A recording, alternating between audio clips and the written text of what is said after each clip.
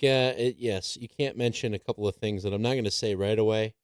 But if they come up organically in conversation, I'm not going to not say them. It is what it is. I'm just not going to pre-ban us before we even get started. Free ban. I'm since we're I don't know, should I take care of something real quick before we get started? Yes, I'll be right back. I'm gonna test your filibustering skills. I will have my ears on, but I will be back shortly. I'm gonna fill my water bottle up and make sure that all the doors are locked and the lights are off. Sounds good. I'm gonna really test that whole auto ban thing. We must stop the terror. Millennial. I call upon all nations to do everything they can Media. to stop these terrorist killers. Offensive. Thank you. Now watch this drive. Start new wars. Now watch this drive. Ladies and gentlemen, we got him. We came, we saw, he died.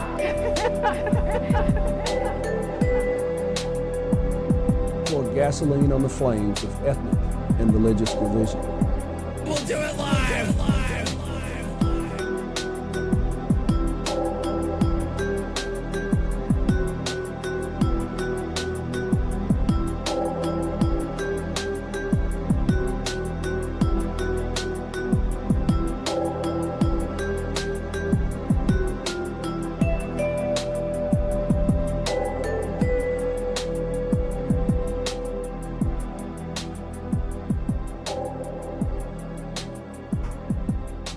I know we owe it to GoldenEye, but we've got the hardest lobby music of all the podcasts, I have to imagine. Oh, I agree. You did add some flavor to it that's critical to it being the hardest lobby music. Oh, talking about all those crimes that our government's committed. Yeah. Yes, that's it. Very Kino. I couldn't have done it without the lack of morals from the U.S. government. Thank you, U.S. government. You've made me hard. You've made us hard. Oh, yeah, we're banned on YouTube. All right, I'm good to go when you are.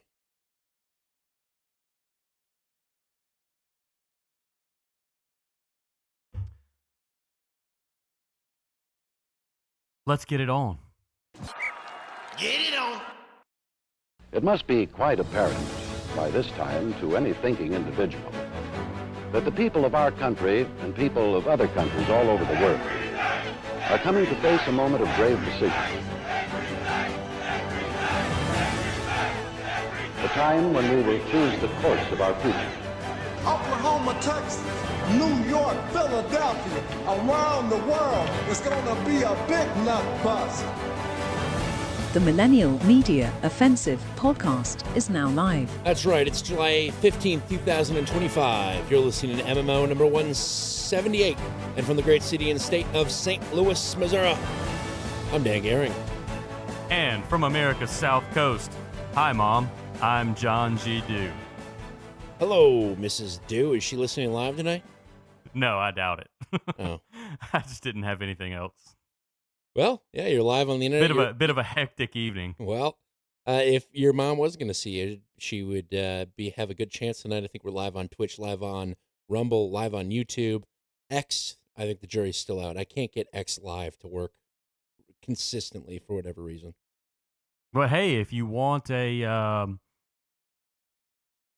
Japanese wife, X is your platform. I saw that. I saw Waifu. Waifu or a furry? You get a companion now? I think that I didn't look into this because, for obvious reasons. You want that on your browser history? Well, we share a X Premium Plus account, so we may learn some things about one another that just never gets brought up. But I think from the screenshots that I saw, I think the one people are referring to as a furry, it almost looks like a kid's version, almost like some cartoon character going to school. So I got a backpack.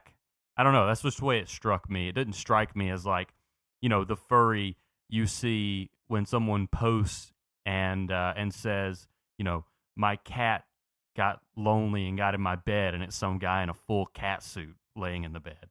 It didn't look like that kind of furry. Well, that's relieving, I guess. You want to know it's the right kind of furry. You know what I mean? Well, I mean, would you look at Bluey, the kid show Bluey, and say, "Oh, that's a furry program"? I don't know. I don't think you I'm would. not familiar with Bluey. You're not familiar with Bluey? You will be. I imagine Even though I will. we don't even watch television in our household. We've got one, but we don't really watch it because, why would you do that when you can go outside? But we don't even watch television, and I know what Bluey is. Well, I'm sure I'll be acquainted. I know about the Backyardigans because that was coming up when my nephews were little kids. I see. Yeah. Bluey's not bad. From what I've seen in passing of Bluey, even though I did have an episode where, not of this show, but just in life, where I was going over and visiting with some family members, and when they would watch my daughter and her cousin, they would put Bluey on, but they were putting it on YouTube, so it was just these short rotating clips from episodes of Bluey. It wasn't even full episodes at a time. So the one time that I sat there long enough to watch more than 5 minutes, I realized we just saw that. That just happened. What's going on here? And then I looked, and it was a best of YouTube clip, for lack of better. The best of Bluey? The best of Bluey. Oh, my God. Sounds like a must-see. Big hit with the kids. Big hit with the kids. They don't understand episode structure, much like podcasters. But, yeah, big hit. But you'll know what Bluey is. Yeah, I'll brush up on it. I'll brush up on all my my kids' shows. Which ones are trying to, suggest that you can have two mommies or whatnot, and avoid those. Trent has two mommies. Very good, Trent. I'm happy for you. Lucky dog. I hope you got a really strong uncle in your life. No, he's not really your uncle. Okay. So a couple of things have happened this week. What do you think the main story this past week is? Last time you asked me that, you hated the show, so I don't know. All I've seen this week is Epstein. I agree. I think that is 100% what has just been dominating the news cycle. We covered that last week, so you just want to call it a night? No, there's other stuff going around the world. I have actually a boots on the ground report out of Europe today, so actual voice from the boots on the ground, not a news source, just a person I know in a conflict zone. That is what boots on the ground That's right. are. I have to imagine this is from Spain because you've spent time in Spain. Es la verdad, which my source will know it's the truth.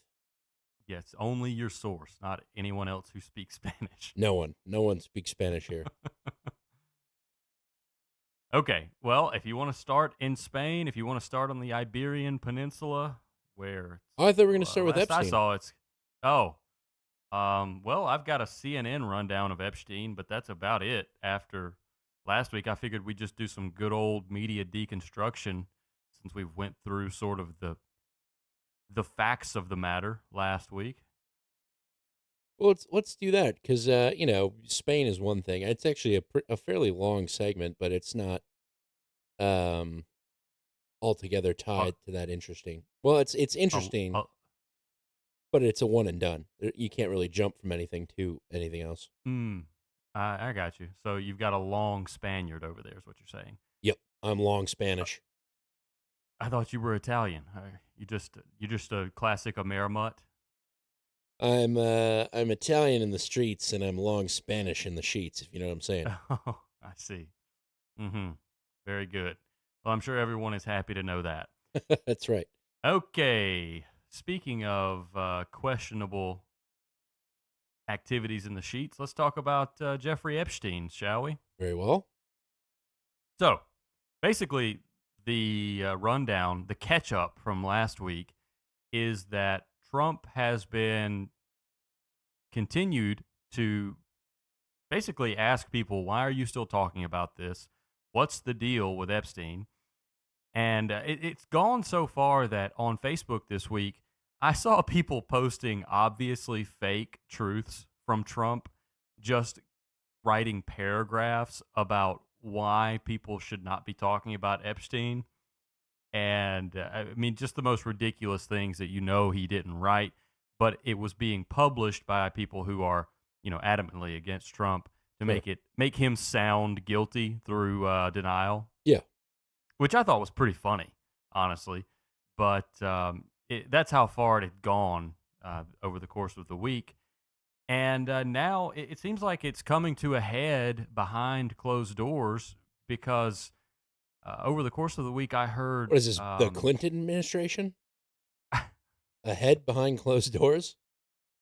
So I had heard that Bongino was going to resign. Dan Bongino, former Secret Service. Yeah, who He, started that rumor was Laura Loomer. Oh, no way. That's a Loomer rumor. Yep. Oh, my God, a Loomer rumor? Yep. I like that. Somebody put that on the title list. Oh, and by the way, the people I'm talking to exist. They're in the chat room, and you can join them in the chat room at mmo.show/chat, or what's another one, Dan? Is rubyridge.lol a chat room link? Chat.mmo.show is the best one. Chat.mmo.show. Okay. Yes. All right. A Loomer rumor. Yes, that's very good. So do you think because it was a Loomer rumor, do you think this is one that she actually was fed that is accurate? Or do you think there's nothing to it? Because the developing story off of that is that Bongino and Bondi got into a shouting match at the White House over this. I mean, I have heard the rumors as well. Of course, the Trump admin is kind of denying a lot of it, which is odd because Trump usually, when something like this happens, he kind of highlights it, says, "Yeah, this was going on." But I don't know. I think he wants everyone to calm down. He had that long double paragraph tweet about it, people not getting along.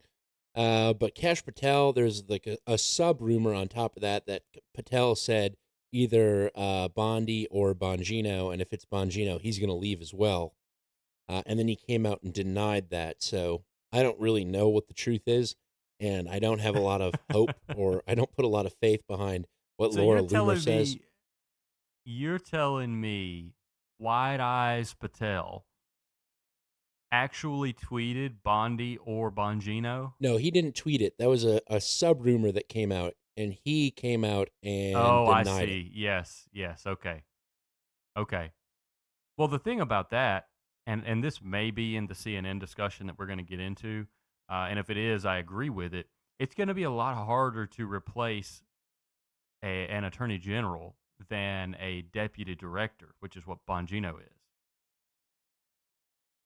And, Trump could be weighing his options if this has any credence to it at all, which is a real possibility that it does. He could be weighing his options of, do I pull Matt Gaetz off the bench and say, "You're up, kid," and try to get him nominated? Or do I stick with Pam and, turn my back on the conservative podcast world, and then Kash Patel goes with him potentially? I can't imagine Kash Patel leaving as director of the FBI over Dan Bongino being fired. That would But be maybe he something. would. That would be something. I don't really know how much of this is actual news and what is just part of the show, Yeah, part of the show. Yeah, the Kabuki Theater. Yes. Okay. Well, let's get into these clips. This is I've got them all numbered this week because I I was just kind of running and gunning as I was putting all this together. This is CNN narrative number 1. CNN's Elena Treen is in Pittsburgh, where President Trump is also set to speak here in a few minutes.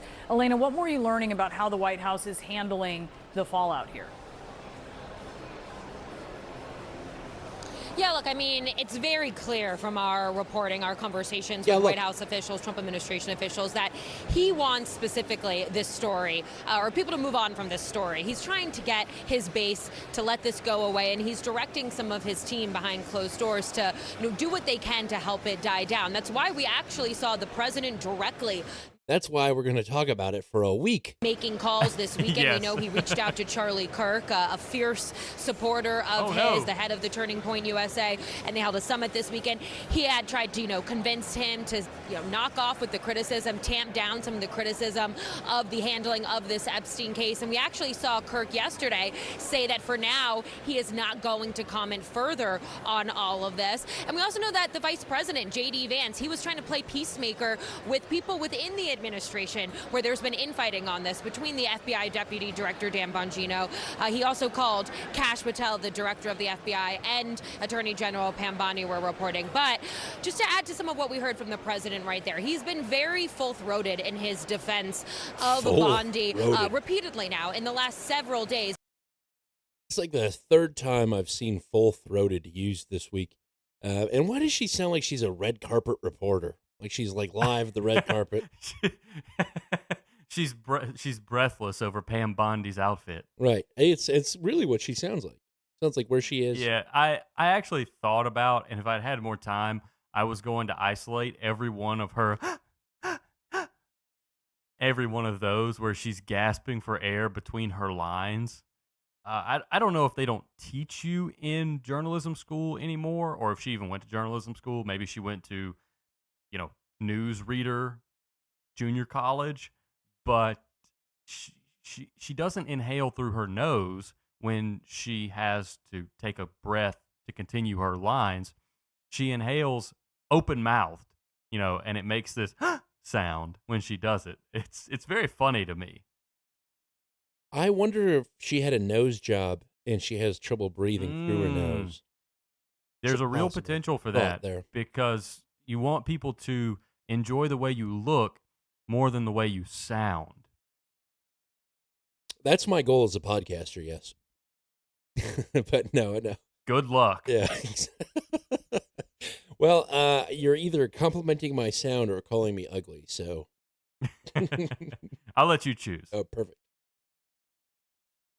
Well, shall we do number 2? Let's do number 2. Together. Hold hands.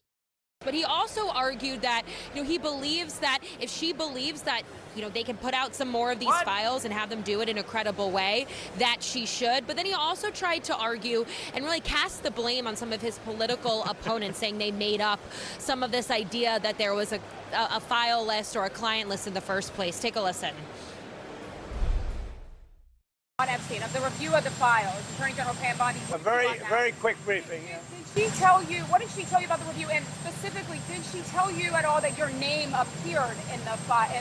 No, she's given us No. just a very quick briefing, and in terms of the credibility of the different things that they've seen. And they call it I a would quickie. say that, these files were made up by Comey, they were made up by Obama, they were made up by the Biden, we went through years of that with the Russia hoax, with all of the different things that we had to go through. We've gone through years of it, but she's handled it very well, and it's going to be up to her. Whatever she thinks is credible, she should release. So a few things to note there, and of course I want to really point out that when he references former Presidents Obama and Biden or former FBI Director James Comey saying that they made up the Epstein files, I'd remind you that a lot of people in the president's base and even some people in the administration had been the ones who had really been pushing this idea that these Epstein files needed to be released, that there was more to them, that there was potential accomplices listed in them. So I just want to give you that quick fact check. But look, All to say, I think the big point on this is a story now that has been really out for bad. over a week, and the backlash we have seen from his base, from the MAGA wing of his party, has not really quieted down despite the president's efforts to get them to move on from this. And so that's why he's continuing to really have to come out here and defend the attorney general, but it doesn't look like he's changing his tune on that just yet, Brianna. Okay. And take a breath. I think it's an interesting setup with Trump saying she should release what she thinks is credible. And now just today, there was a vote where the Democrats blocked the release of the files after the Democrats insisted. It really feels like the Democrats are trying to use this to imply, make the implications really hard. Like, oh, Trump's definitely on him. And all the Republicans fall in line to block him for whatever reason. How could the Democrats block the vote? No, the Republicans blocked the release. Oh, of the you files. said Democrats. Oh, my bad. Yeah, House GOP blocks second Dem attempt to release Epstein files, according to Axios.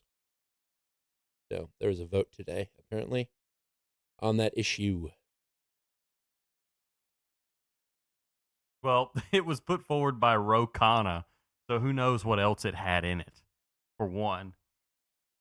That would be And great if it to say the Republicans don't want you to see the Epstein files, but it also contains some sort of ban all the guns type of verbiage in it. Mandatory drag storybook hour for every school in the nation. Yeah, that's right. That would be counterproductive. They're the ones that don't want you to see the Epstein files. Meanwhile, this bill would also write some more Epstein files. Wha-bam. Yeah, I mean, it'd be pretty clever if that's what they did. If they sabotaged their own bill with something they knew that wouldn't pass, so that they could say that Republicans don't want the files released.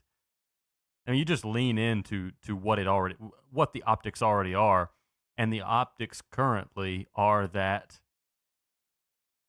Trump is in the files. He's in there. He's in there, and his names are all over it. That's why they can't release him. And that's the image that they're trying to paint. I think the mainstream media has picked up on this being the optics, and that's why they've just been blasting it 24/7. Now you got all over. Democrats who never cared, never talked about the Epstein files. Now all of a sudden, it was their radioactive to Democrats. Number one priority is get those out. Get those out. You know why it was radioactive to Democrats? Because they know good and well that many of their colleagues are the kind of people that would be in files like this, where the Republicans are so fake and self-righteous that they couldn't believe that their own colleagues would be involved in something like this. So they're the ones, that push for this. And also, it's also convenient to push for something like this when you're not in power. As we mentioned last week, when you're out of power, you can say a lot of things and posit a lot of things to get the base riled up, and that's exactly what happened. Yeah, no, it's true. It is very true. It's like it's when it is always more fun to be the ones not in power because you can just throw rocks and not care where they land, really. Woe is me. Exactly. Woe is me. Everything the okay, government does is we cool. elected you. Now what? Exactly. I don't Israel. know. Well, it's funny because when Obama got elected, the first 2 years of his presidency were, look what I inherited, So you can still kind of push back on it, but eventually you gotta move forward. You gotta change trains there. Yeah, it's the old story about, I forget the exact reference for this story, but basically it's a new president is elected. He goes into the office, opens up the mail from the previous administration, the letters. The previous president has left a letter on his desk, and on the front of the letter, it says, when you screw up the first time, open this letter. And there's another letter that says, when you screw up the second time, open this letter. And when he opens the first one, it says, feel free to blame me for this one. And then when he opens the second one, it says, write 2 letters, basically. Yeah. You get your get out of jail free card. That's funny. Right. You get to blame the previous administration for a certain time, which has led to this emergence of the news story, the quasi story of people asking the president, when will it become your economy? When will this be your war? Which is the most ridiculous thing I've ever heard.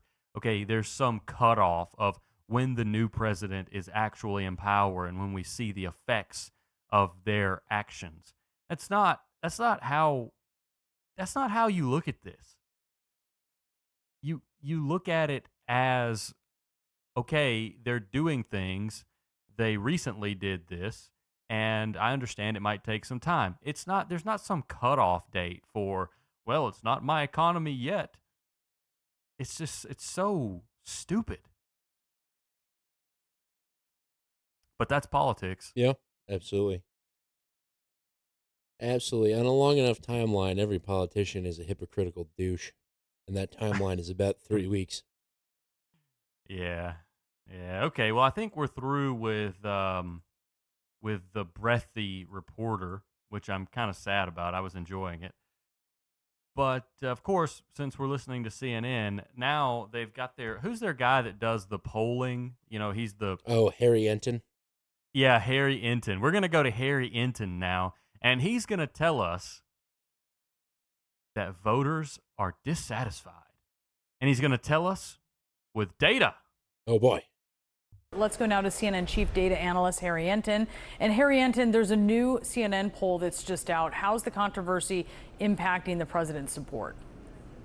Yeah, I would say that the word is dissatisfied. That is how Americans feel in terms of the releases so far of the Epstein case. Take a look here. Epstein case. What releases? Amount of info release.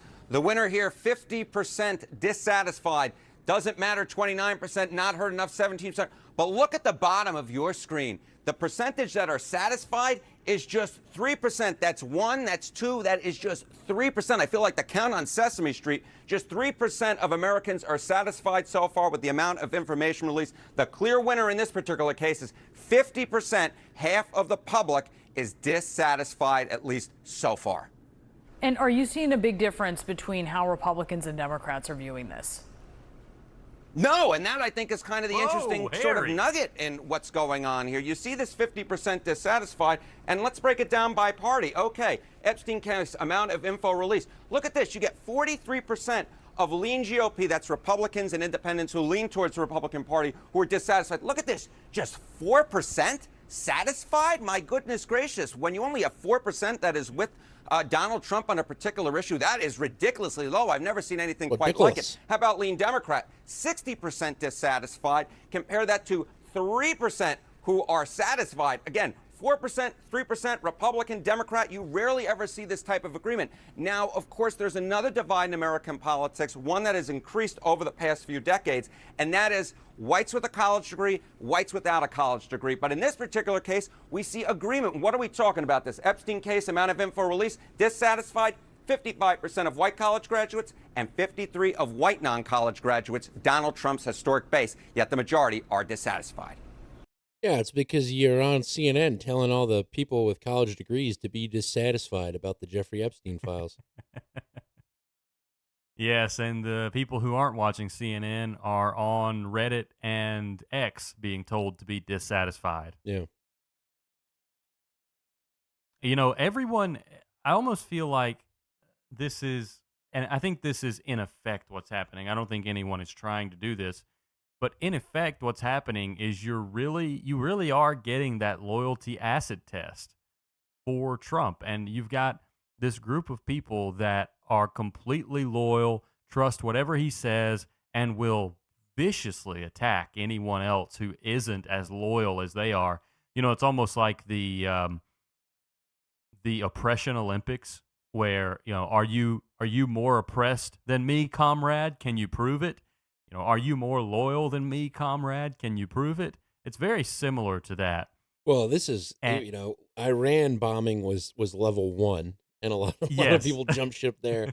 This is going to be like level 50, because if you're the 4% that's saying, I'm satisfied with the amount of Epstein, I trust the president, then you just might be Charlie Kirk. Charlie Kirk knows where his bread is buttered. That's right. He knows exactly where his bread is buttered. Can we use muffin in this case? I guess you don't really butter a muffin. Well, people that were fans of have you buttered a muffin? Are you kidding me? Yes, I've buttered a muffin. But Oh if it's, my we could assign Lord. somebody to butter your muffin if you'd like. We're not making that much. We can't afford that. Are you kidding me? It's a movie reference, John, about Mean Girls. Ah, Yeah. Oh well. very good then. Yep. Where were we before Well, we started talking about yeah. buttered muffins? Charlie Kirk. Right. Charlie Kirk knows who pays his salary, but I'm not talking about the influcervatives who know where their paycheck comes from. I'm talking about the anons on Twitter and the middling commentators who are just wishing they could that their girlfriends would call them Charlie Kirk in bed. I mean, they're the ones that are absolutely rabid right now. Them and the accelerationists. You know, there are people out there who want Trump to, be the man of history and seize the state and use it to reshape America because they believe it will accelerate history toward some better scenario. Which we can't say that we know that it wouldn't, but it doesn't really matter. It's not what we're debating at the moment. But they're behind Trump, 100%, and they're probably the most rabid online anyway.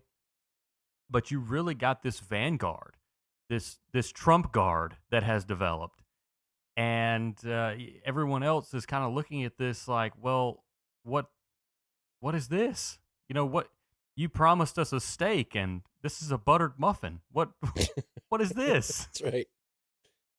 Oh, yeah, it is disappointing because they talked a huge game, and then all of a sudden, Pam Bondi had them on their desk, and then all of a sudden, it just was disappeared.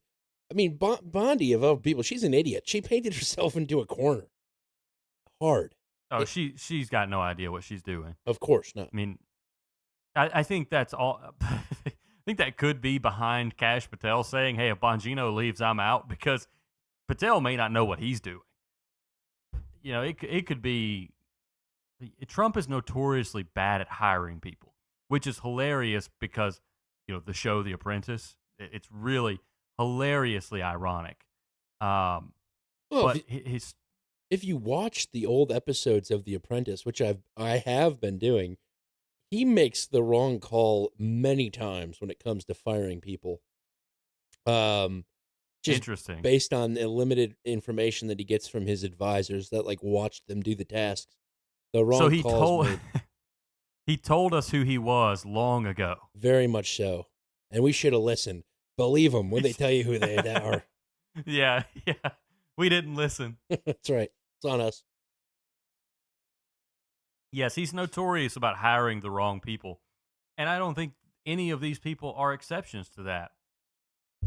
So you've just basically, worst case scenario, you've got a bunch of, and I'm going to, I try to, I'm a big fan of keeping this family friendly because I want people to be able to listen to this around their kids.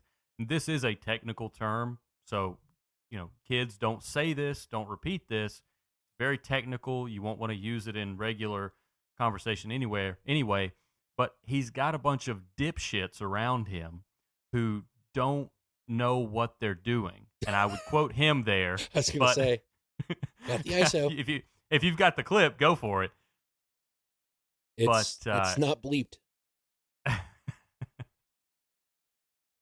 He's got a bunch of people around him, and it's just what he said the other day.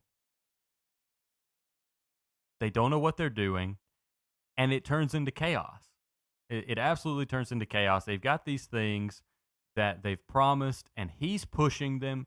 He's saying, go do this, go do that, go, max pressure. Here's what we've got to do, but we've also got to do this, and we've got to appease Israel. We've got to deport 50 million, and we've got to make the economy work, and we've got to fire Jerome Powell, and, we've got to bully the president of Indonesia because they're taking advantage of the U.S., and we got to do this and that and that and this, and people just get overwhelmed, and they're not competent enough for the job, and the cracks start to show. And the next thing you know, you get Bongino and Bondi duking it out in the White House. That would be. I think you could sell tickets to that. That would be interesting. My money's on Bongino with the fists.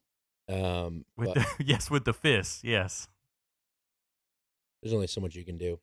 Yeah, no, I agree with you. I think these Cash Patel, Dan Bongino. I mean, Dan Bongino. Come on. He ran Rumble and he left, and now he's under the public spotlight, probably not making near as much money as he was. No. And he was kind of dumb for taking that job, if I'm being honest, which just further proves your point. He's a dipshit.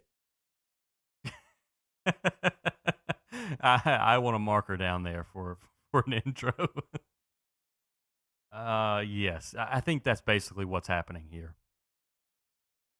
So let's continue this. Let's move on from our data, data fueled friend at CNN, and let's talk to Andrew McCabe. You remember Andrew McCabe? Yeah, wasn't he in the FBI? He was. He's one of the guys that Trump throws insults at because he was affiliated with Comey and the crew. Perfect. So CNN, of course, has Andrew McCabe on because, McCabe needs work, and CNN is they're a generous organization. Why don't they just ask him if the files exist? Well, they do. Oh, perfect. They do. It's in the second clip if I clipped it, but this is Andrew McCabe, number 4. Let's dig deeper on this with former FBI Deputy Director Andrew McCabe. Andy, thanks so much for being with us. I want to start with what you make of this rift between the current Deputy Director and the DOJ, and then by extension, the White House.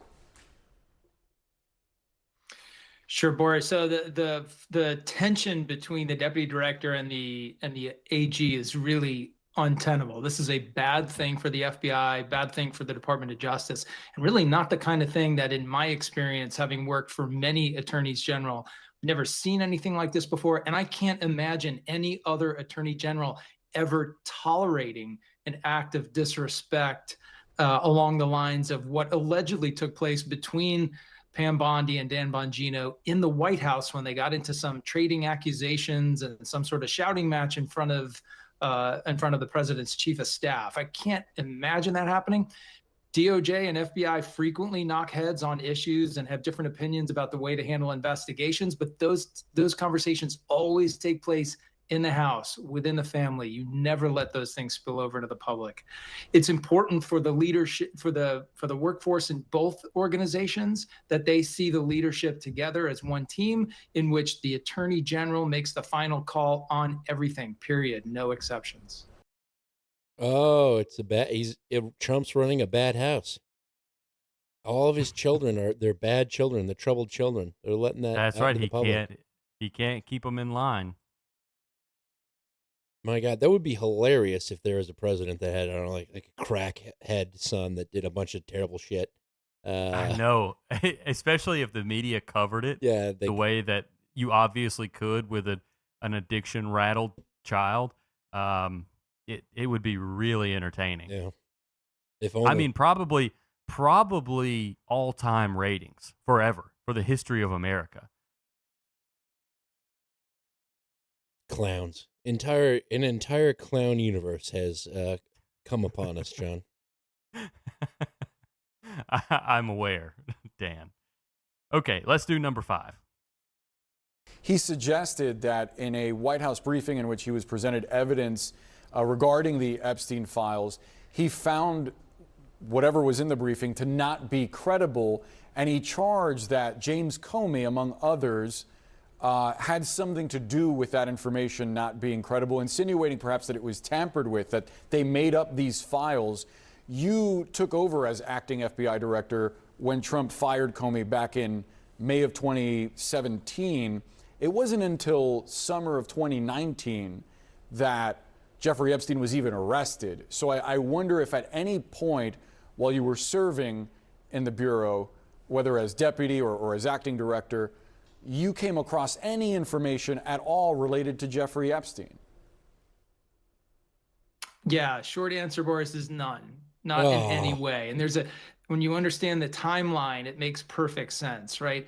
Epstein's initial investigation by local authorities and the FBI in Southern Florida ended with an indictment in 2008, I believe, if I have that year correct.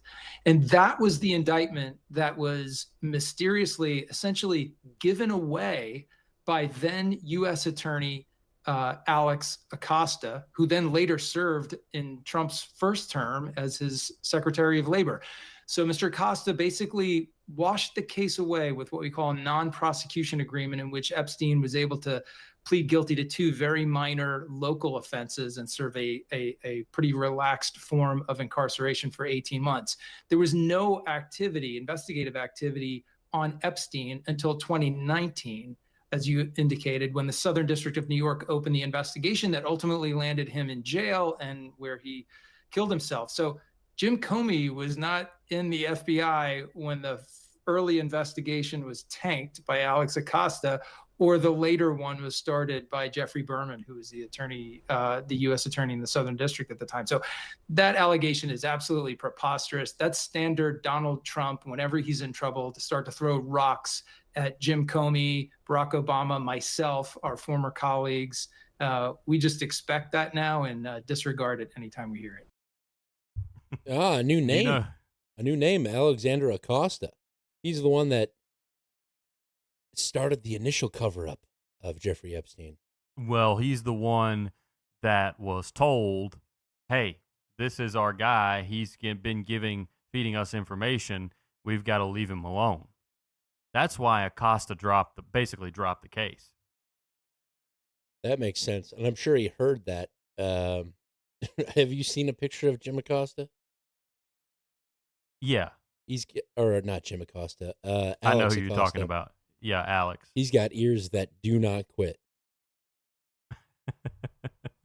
They're doing a lot of work to keep right. that face in line. Right. Don't worry, I heard you. I bet you did, Alex. I bet you did. Yes. Okay. But yeah, basically the story there is that someone somewhere higher up on the food chain told the FBI, hey, you're messing with our guy. Quit. That makes sense. I'd buy that. I mean, I'll find a link to an explanation that we can put in the show notes. You don't have to really buy it. It's there for you to have. But yeah, I mean, this is the genesis of Jeffrey Epstein as a cat's paw for an intelligence agency. Because anytime you get someone from higher on the food chain that says, hey, knock it out, you don't ask questions because you know exactly what is going on. Yeah, that's fair. That is fair. Yeah, just following orders. Right. Right. You got anything on Epstein? I don't have anything on Epstein. I'm trying to check right now if I have anything local. I think I have one U.S. clip, and then I'm all abroad with everything else. And my local has to do with Missouri. Missouri actually did something that I think is cool, but not as cool, not as cool as this TikToker is going to portray, which is the elimination of state capital gain tax. You ready to have this spun up to be the most amazing thing ever? Oh, sure. Well, it is on TikTok. There you go. This right here might be the biggest financial freedom move we've seen from a U.S. state in years. Missouri just became the first state to make capital gains tax-free for stocks and crypto. So that means if you live in the state of Missouri and you make $10,000, $100,000, or even $1 million in other stocks or crypto, you don't have to pay any tax on that. As one does. State tax on those gains. To explain why this is huge, and it's also going to be massive for real estate. Capital gains tax is exactly what kills all of your profits when you trade. But Missouri is saying we want investors, we want crypto, we want innovation. All 50 states in the U.S., Missouri is taking that leap. They are not waiting for the federal government, and they are not scared of crypto regulations. They're giving people a reason to move, invest, and build wealth there. This right here could spark a domino effect. Missouri starts pulling in investors and businesses, other states are going to have to follow it. They're simply going to be forced to compete. So let me ask you this. Would you move to Missouri to avoid paying capital gains on your stocks or crypto? That's a yes for me. Well, you're already there. There you go. I would move here. Okay, so tell me why this is played up. Well, I mean, it's a cool thing, but when I look at the overall taxes I pay, you're still paying federal capital gains tax. Missouri's capital gain tax was already pretty small. So, it's really not that big of a deal, honestly. But the Democrats in Missouri are saying, this is going to cost the state so much. It only benefits rich people, yada, yada, yada. That funding was going towards this. It was providing Poor people. It was providing diapers to underprivileged Indians in parts of Missouri. I don't know. Just stuff like that. So it's not a huge deal, but this guy's obviously on TikTok and wants to drive clicks, and so that's what that is. Oh yeah, I knew exactly what was up when I heard the music bed for this guy. Epic. But you know what this is? The Missouri politicians are up to speed on the crypto and stock trading game as a politician. So they're just looking out for themselves. They're like, hey, we can't do anything about that federal capital gains tax, but you know what we can cut out?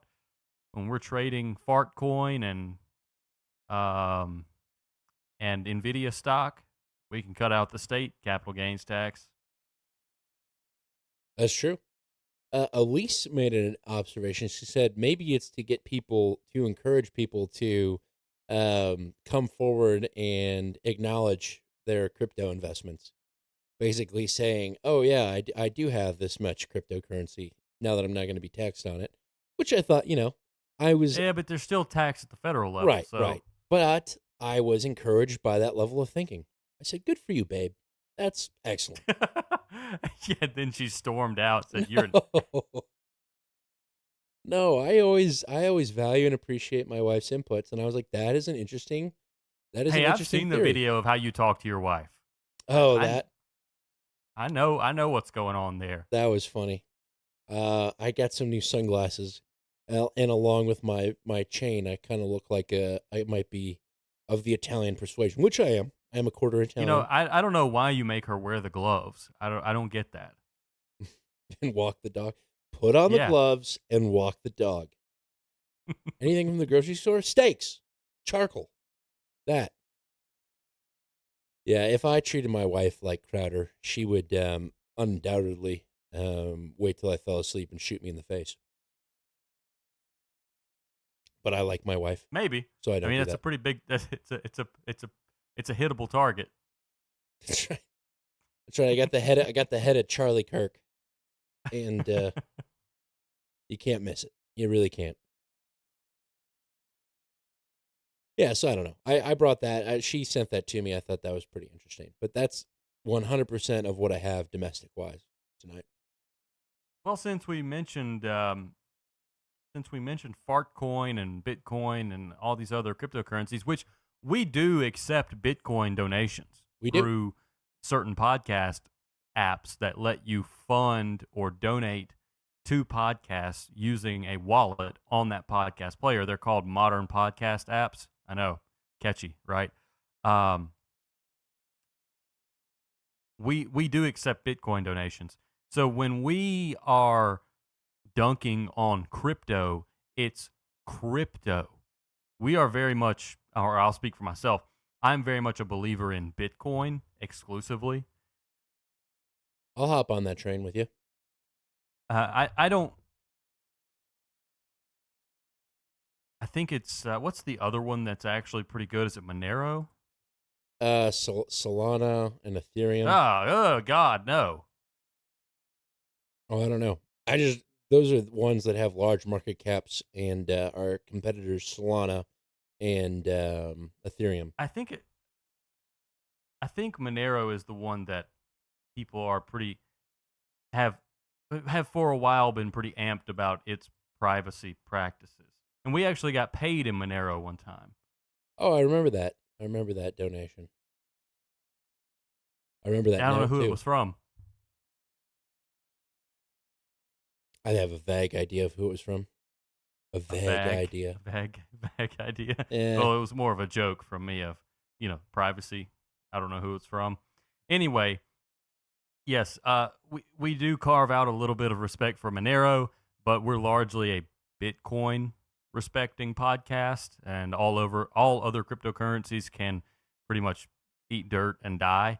But yes, I have some clips about crypto, and this is actually on Face the Nation with Representative French Hill, and he is going to discuss some legislation, first of all, around cryptocurrencies. Crypto has been the Wild West, right, in many ways, because they don't have the same kind of regulation in the digital asset space that there does Bitcoin exist stole for my banks horse. and financial services. Yeah, if you're not careful, the Indians will scalp your wallet. You've got a few measures coming up Hey, that's actually really good. this week. How do you make sure, as you put these regulations in place that kind of help crypto become more mainstream, that it doesn't also benefit some of those on the black market, for example, who use this to evade oversight? Exactly. Well, in the work in the Senate led by Bill Hagerty and Tim Scott and Cynthia Lummis on the Genius Act to create a dollar-backed stablecoin, we've heavily influenced that legislation over the 2 years of previous work by the House. And our Clarity Act, which sets up the rules of the road for what's a commodity, what's a security, how to use digital assets, how to store them, how to custody them. These are the rules that will protect consumers, will limit access to our market and our investors from entities outside the United States trying to influence the crypto markets. We have none of that today. What we've had is a mismatch of rules by enforcement in the Biden administration. And I believe the bills we'll have on the House floor this week will protect investors, consumers, and make America, as President Trump wants, a leader in financial technology and crypto and digital assets innovation. Oh yeah, this is Crypto Week, I think it's been dubbed. I forgot. And Bitcoin hit it's an all-time high yesterday, I think of 121 eventually. It's back down at 117,752 at time of recording. Yes, it is. It's kind of surreal,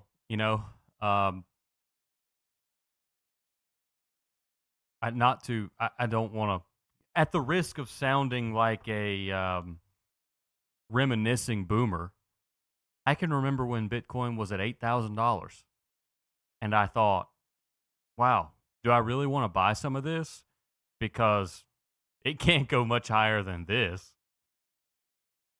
And I'd had that thought a couple times, but 8,000 was where I actually changed my mind. Seems like just a couple of years ago. Well, it was. We started the podcast. We were doing the podcast. 2 years ago, it was 16,000. I remember people were sending us $100,000 or 100,000 Satoshi boosts consistently, which is $100. Where are you today? Yeah, where are you, Headloon? You said you were doing R&R. Come back. We need more 100,000 Satoshi boosts. Yes, we do. We didn't forget which you. I've always been in the boat of, if I can provide a podcast more value in US dollar equivalents for less Satoshis, I'm going to boost when Bitcoin is high because that makes most sense in a dollar-dominated world. I've never understood the reluctance to donate when Bitcoin increases in value. If anything, in my logic, when the value dips, I don't donate as much because I'm not giving as much value per Satoshi to a show. But anyway, that's just me. And I've never been one for really understanding other people's viewpoints, you know. Right. So, Yeah, I don't know. I had a clip that I didn't cut, unfortunately. It's just raw from the DW, but it was basically this question: is government involvement good for crypto? And it was talking about the crypto week and how all these regulations are coming, and how crypto, for a large part, was people that were kind of avoiding the government control. You know, a monetary system outside of that that's dominated by state-backed banks and currencies. And it was kind of interesting, but at the same time, it's the DW production, so really lacks any sort of soul whatsoever. okay, so you saying you don't want to play it? It's 5 minutes long and it's uncut. Holy crap. Yeah, Why don't we just play my second crypto clip called Mortgages? let's do that. It was interesting to see, and many Americans who hold mortgages might have noticed that Fannie Mae and Freddie Mac, who buy and sell mortgages, the head of the agency, the Federal Housing Agency, Bill Pulte, told them they'll have to prepare a proposal to review crypto as an asset on mortgage applications. Given the huge taxpayer stake in Fannie and Freddie, are you comfortable with people using crypto, something that isn't really, tangible in many ways, to pay for a down payment on a house? Well, look at Bitcoin, for example. One can now buy Bitcoin. It is a commodity. It's been determined that it's a commodity by the CFTC and the SEC. One can hold it in their brokerage account through an exchange-traded product, an ETF, ETP. It's now an asset for millions of Americans, and it certainly could be treated like a stock or a bond or cash as a contribution to someone's net worth to qualify for a mortgage. And if we pass clarity this week, which I expect we will on a bipartisan basis, and we craft a dollar-backed stable coin like Genius offered by Senator Haggerty, we'll have the rules of the road. It won't be a patina of consumer enforcement. It will be real consumer enforcement, investor protection. And a down payment both for by a house. the CFTC, the SEC, and the bank regulators. Well, look, again, Bitcoin is an asset. You can determine if you think it's going to go up in value or down in value, just like stocks and bonds or other investments that people have on their financial statement to secure their financial statement for a net worth purposes, or to liquidate for a down payment. Okay. So I think it's a financial asset. Well, our bills will make it a more secure one, and one that's better for, I think, all households and businesses. I got to ask you my next question. Come on, guys, stop talking. Yes, Margaret would be terrible on radio. I don't know how much radio you listen to, but radio guys are really good at cutting off their guests in a very polite way and not just saying, all right, okay, I'm Margaret. Yeah, that's a fair point. So, I mean, having it backed by mortgages, I agree with the guy on the show's point. You know, it is much like stocks or bonds. I remember when I applied for my mortgage, I showed them my brokerage account of just stocks at the time, my Webull account, and they were like, "Okay, yeah, that counts." So, cool guy. Yeah. Well, it was part of the disclosure. So I didn't disclose my crypto assets because that's kind of the point. And then I lost all of them in a boat accident. Yes. Anytime your Bitcoin holdings that everyone knows is in your actual wallet goes underwater, they're lost because, electronics. That's right. The USB drive was in the gun that fell overboard. That's right. Yep. Yep. Sad. I still lament for your loss. Last time I play Crypto Cowboy ever again, I swear. Yeah. Yeah. Those. You gotta watch out for the Pinkertons out there. They'll get you. They'll get you every time, every single time. Okay. Well, I thought that was interesting, seeing as how we are kind of exposed to the Bitcoin space, at least. Yeah, I think we're clear for takeoff to go across the pond. Perfect. I mean, I've got more. Excuse me. I've got more Face the Nation, but it's regarding Russia and Ukraine. So, yeah, I'm in my airline seat, and I've got my seatbelt across my lap, feigning that I am buckled in for takeoff, and I'm ready. Well, our first stop's going to be España, a great country where as teased before, we have been seeing a lot of protests happening. Last week we were talking about Ireland. A couple of months ago we were talking about that kid that went into a Hannah Montana dance class and stabbed a bunch of people. And there's just been kind of this. It wasn't a Hannah Montana dance class. Sure, it was. It was Taylor Swift. Oh, a Taylor Swift dance class, same thing. And stabbed a bunch of people. But basically, people are getting angry, and there's an uprising. And I came. Didn't they burn a mosque in Spain? Yeah. Well, it is. I'll play the clip. I'll play this clip because it's connected to another clip, and they don't know. They don't know if it was an accident or if it was set on purpose. I have a pretty good idea, but I'll just let BBC fill you in on the details. You know what happened? It was, just like that historic cathedral in Paris. Notre Dame. Paris? Yeah, Notre Dame. Someone dropped a cigarette. That's all.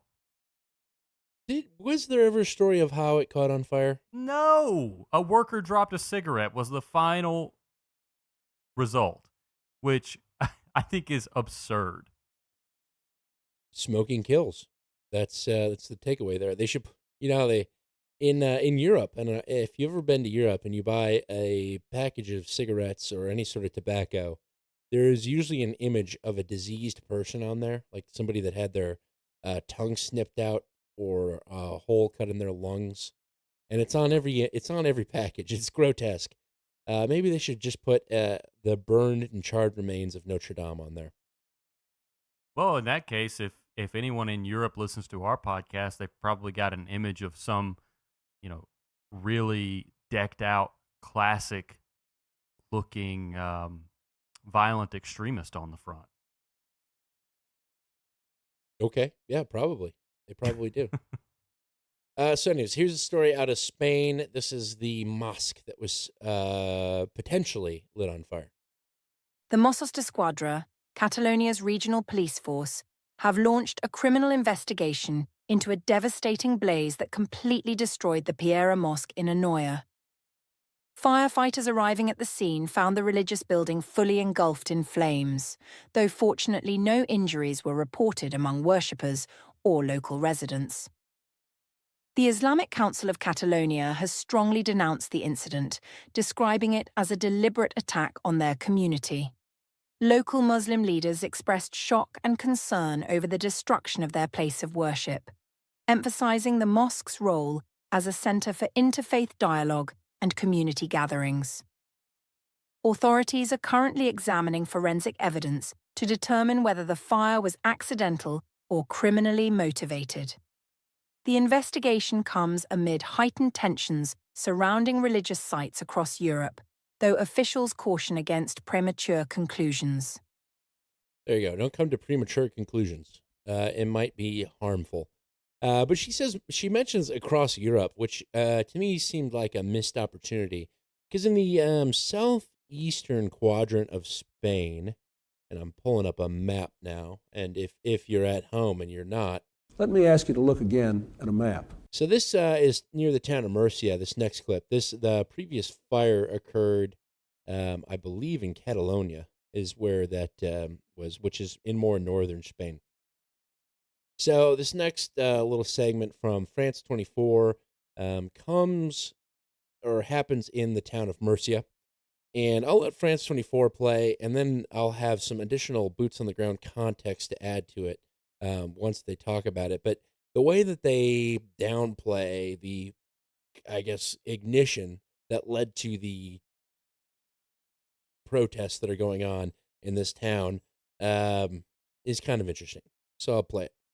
Spanish police have arrested 9 people over rare anti-migrant unrest. The disturbing twist in this story is a far-right group named Deport Them Now had posted a message online calling for attacks against people of North African origin. 3 nights of violence erupted on Friday after a 68-year-old man told local media 3 youths of North African origin had beaten him up in the street of a southeastern town, Torre Pacheco. Sarah Morris joins us from Madrid to give us more on this story. A case of riot caused by social media, Sarah. Indeed, and the Interior Minister and the authorities are basically saying that far-right groups are organising themselves online and actually coming in from outside this small town in the southeast of Spain to cause trouble. They say that they've identified about 80 individuals. Many of them have previous convictions, say the authorities, and they are really there to cause trouble.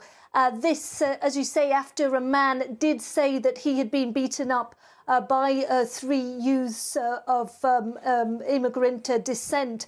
And this has really fueled tensions in this small town. The mayor is basically appealing to people to stay off the streets, to not get involved in these clashes. And he's telling people from outside the town not to come in. If they've been led to believe, he's said to them, that they are here to help people because of foreign criminals, they are not needed in the town. And basically the Interior Minister has said that there will be extra police tonight, extra of those Guardia Civil police there to reinforce security in the town to make sure that it is a peaceful night. Okay, so they kind of downplay the claim. I got a photo of the guy right now up on the stream, the video stream. You can tell this guy's been beat to hell. He's got one of his eyes is completely bloodied out. And you'll hear that there is actually a video that exists that's been seen. So this kind of downplaying by France 24 is not a good look, although they're always trying to say, everything's racist and racism. And it's a frustration that's being felt by the patriots of Spain, if you will. But before we get into that, I want to play the second part of this clip, which is why the hate. France 24 asks, why the hate? Sarah, why all the hatred? I mean, clearly there's been the alleged attack on the 68-year-old man, which is bad enough in itself, regardless of who... Alleged. I got a photo. ...did it, who's responsible, whether there's racial element or not. An attack on someone is a bad thing per se. But why the hatred? Is there something else going on that's not being reported? It is basically far-right groups, it seems, that feel that they have got something to gain politically from escalating any tensions that may be available to escalate in any small town. Spain basically has quite a good history, really, of integrating immigrants. It has a more recent history of immigration than perhaps France and the UK and Germany. And many of those immigrants so far have been Spanish-speaking. And far-right parties like Vox want to capitalise on the second-generation immigrants that have been born to Moroccan families or coming in from Mali and Senegal. Basically, any of those youngsters that might be involved in trouble, they would like to capitalise on it. Some of the experts say that second generation of immigrants may find themselves coming up against racism in Spain, and they may find that their opportunities in Spain are not what they thought that they could expect. and those tensions are a new thing to Spaniards, and it may be that political groups want to exploit them. So you got two stories out of Spain. One is a mosque is on fire, and another one is now far-right activists are rioting in the streets in Murcia multiple nights in a row after an old guy was beat up by 3 North Africans. If you look at a map, you'll see the Strait of Gibraltar is what separates pretty much Europe from Africa, and it's not very wide. It's actually a very tight squeeze between there. It's I don't know, probably 50 miles at the shortest point, if not less. And when I spent some time in Spain in college, I was in Madrid, and there were a lot of Africans there, people that had jumped that strait. And they're usually street vendors or quite poor. The economy wasn't that great in Spain when I was there. It's still not that great either. But I did make a pretty solid friend. He's come to the United States. I've been to Spain. I've been to his house. He's been to my house. That kind of relationship. And so I asked him about these two separate stories: the fire mosque, and these kind of things in Murcia, to see if they were related.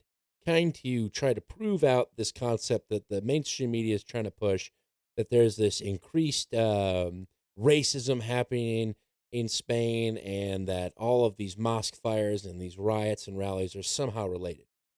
And I was expecting kind of a couple of sentence response, but instead I got audio clips, and he says, for the podcast.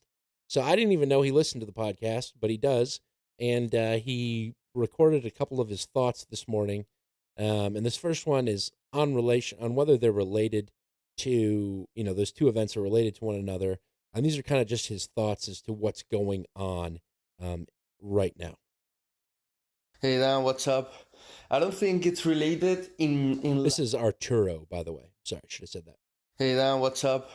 I don't think it's related in like there's a group behind that it's beginning a retaliation, like an organized group. I don't think it's like that, but I think it's related in terms that like the people are fed up, and furthermore the poor people of small villages in which the illegal immigration is like more than a quarter, more than 25%. Those people that are in those villages, like in the case of Torre Pacheco, it's like what's happening is like there are poor villages, and the zones where the poorest people were are taken over by the Muslims or illegal immigrants.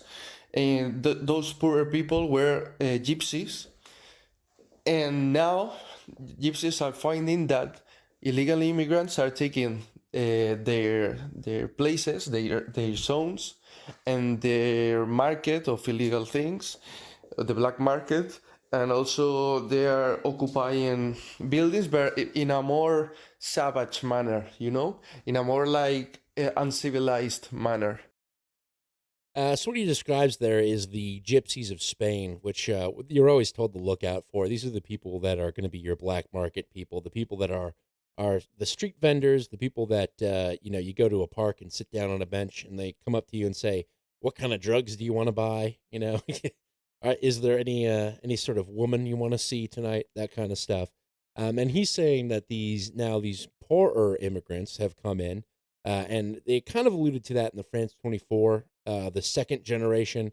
When they're saying the second generation immigrants, what they're talking about is the immigrants from Africa without saying it out loud. So the gypsies were like the poor people of Spain that were running the black market. And now these Northern African gangs and these kind of Muslim, because Northern Africa is majority Muslim, have moved in and sort of taken over the black market and pushed these gypsies out. And so now there's a general frustration. And because Spain's economy is not that great, there are a lot of small towns where there's no industry, there's really no jobs. And so the black market is what thrives there. And he's saying that there's the frustration between the already poor people and now the immigrants that are coming in and taking over their whole black economy, their whole drug market, their whole all that sort of stuff. So that's what he's alluding to there. And I thought that was interesting. And then when it comes to the overall take on the scenario of what's going on globally, what we've been talking about with the pride flags and how that's kind of pushing globalism forward. And then there's like really these factions and these divisions that are happening in all of these countries, the United States included, but all throughout Europe, of the right-wing radicals waving the actual country's flag, and the more progressive worldview globalists that are waving the pride flag. And so he hints on that here. And this sounds like pretty much our perspective on the media, at least my perspective on the media. I'll speak for myself here. Have a listen to his second clip. I want to believe that this is an inflection point, and it's the starting point of a realization of the most illiterate people, and it's kind of that, but I don't think it's going to start a revolution. Although it seems so, it seems like it's starting a revolution, and the first day I had kind of hope. But later I remember like the Irish protesters in Ireland, the Patriots, and in other places, and there have been, or even in UK with the gang rape of someone in the north, and it started like a Patriots movement, but then weeks later it was forgotten. So it's very difficult because it's politics and the media, it's all, the narrative is against it. So it's very difficult to organize. The media, the politics are against it, are against the people, us. The police are not doing anything. And when people start to react like this, we are the people reacting are the hated ones and the bigots. When it all started because they beat an elderly without any reason, just for fun, and they posted on social media like laughing off a 70-year-old man. Like, that's hatred, that's hate, that's bigot, not otherwise. And the media and the narrative is like, I don't know, if it starts a revolution, it's going to be much bigger, because this has no sense. And it's starting in small villages, but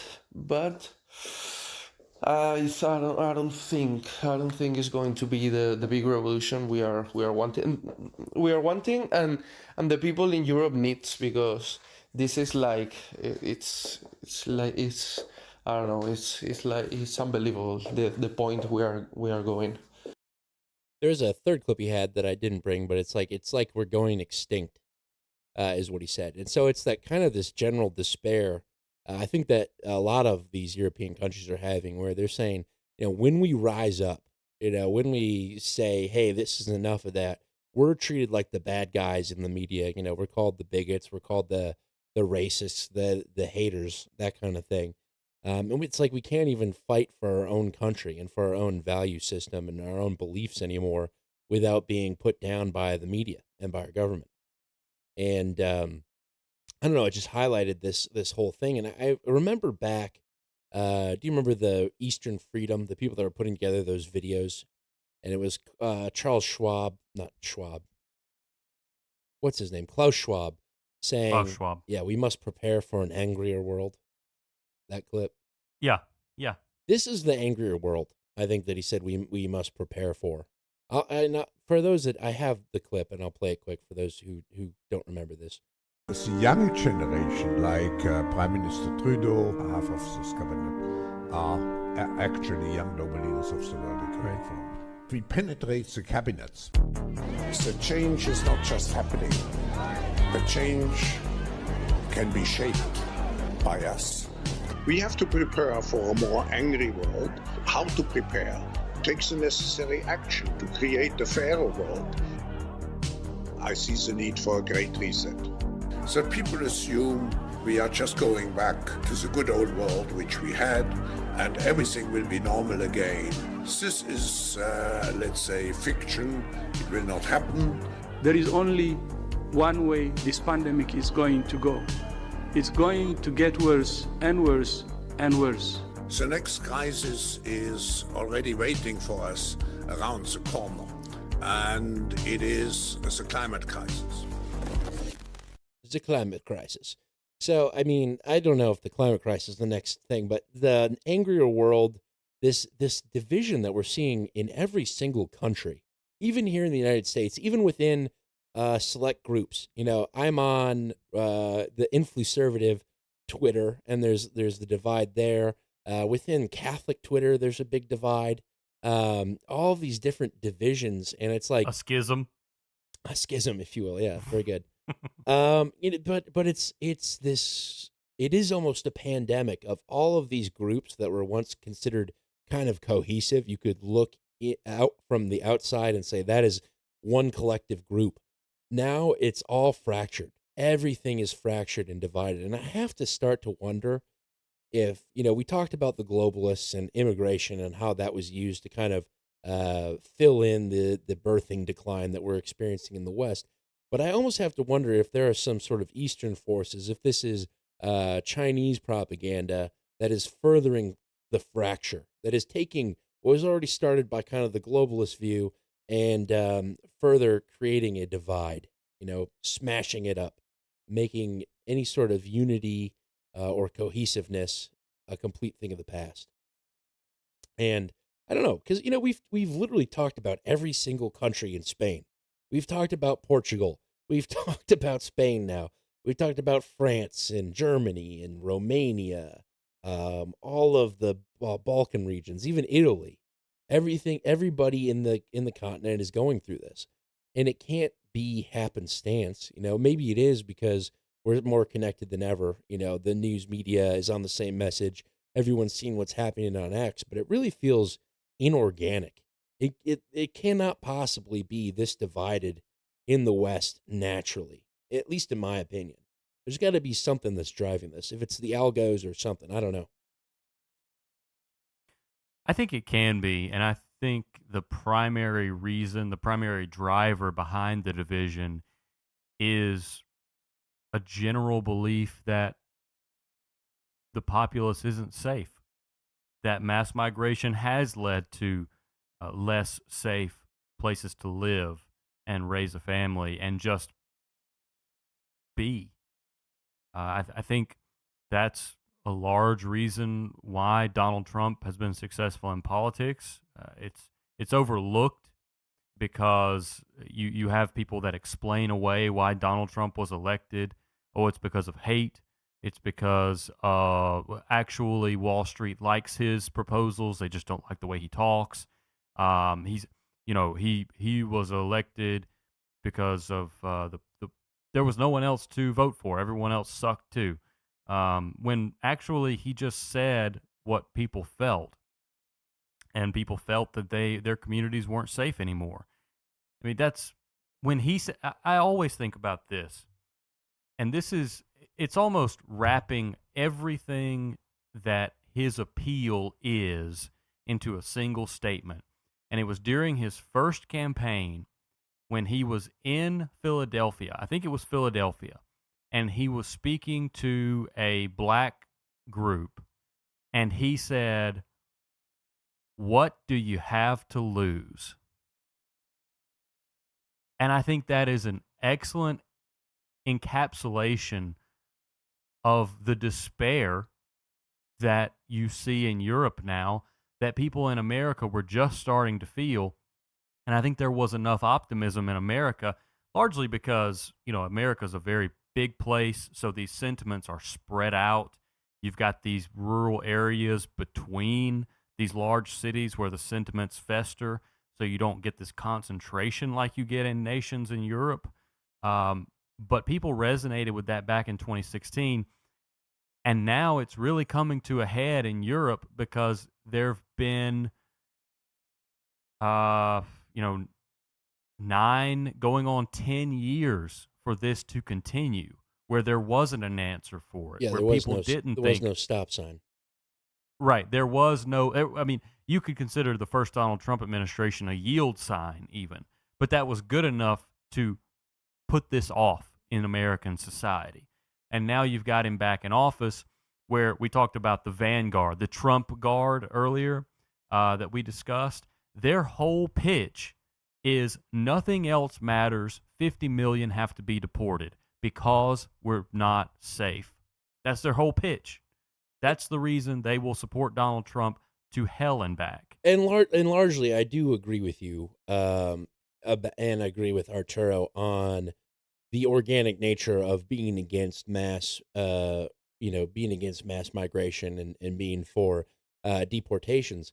I was talking about more of this kind of greater divide of the within cohesive groups, like the Republican Party or the right in the United States, within Catholic Twitter.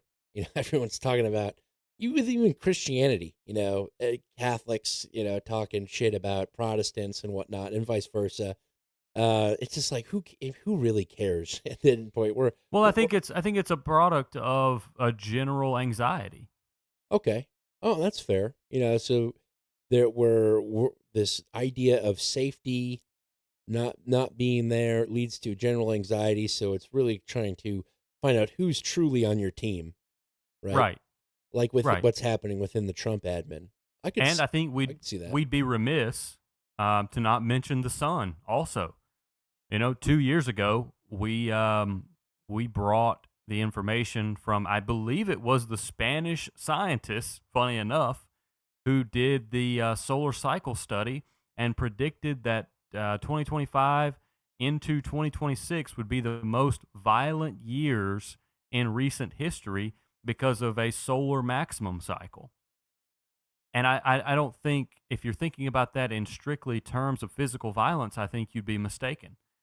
Anything that's going to lead people to be more physically violent in areas where that is common is going to lead other places where physical violence really isn't common into things more like psychological stress.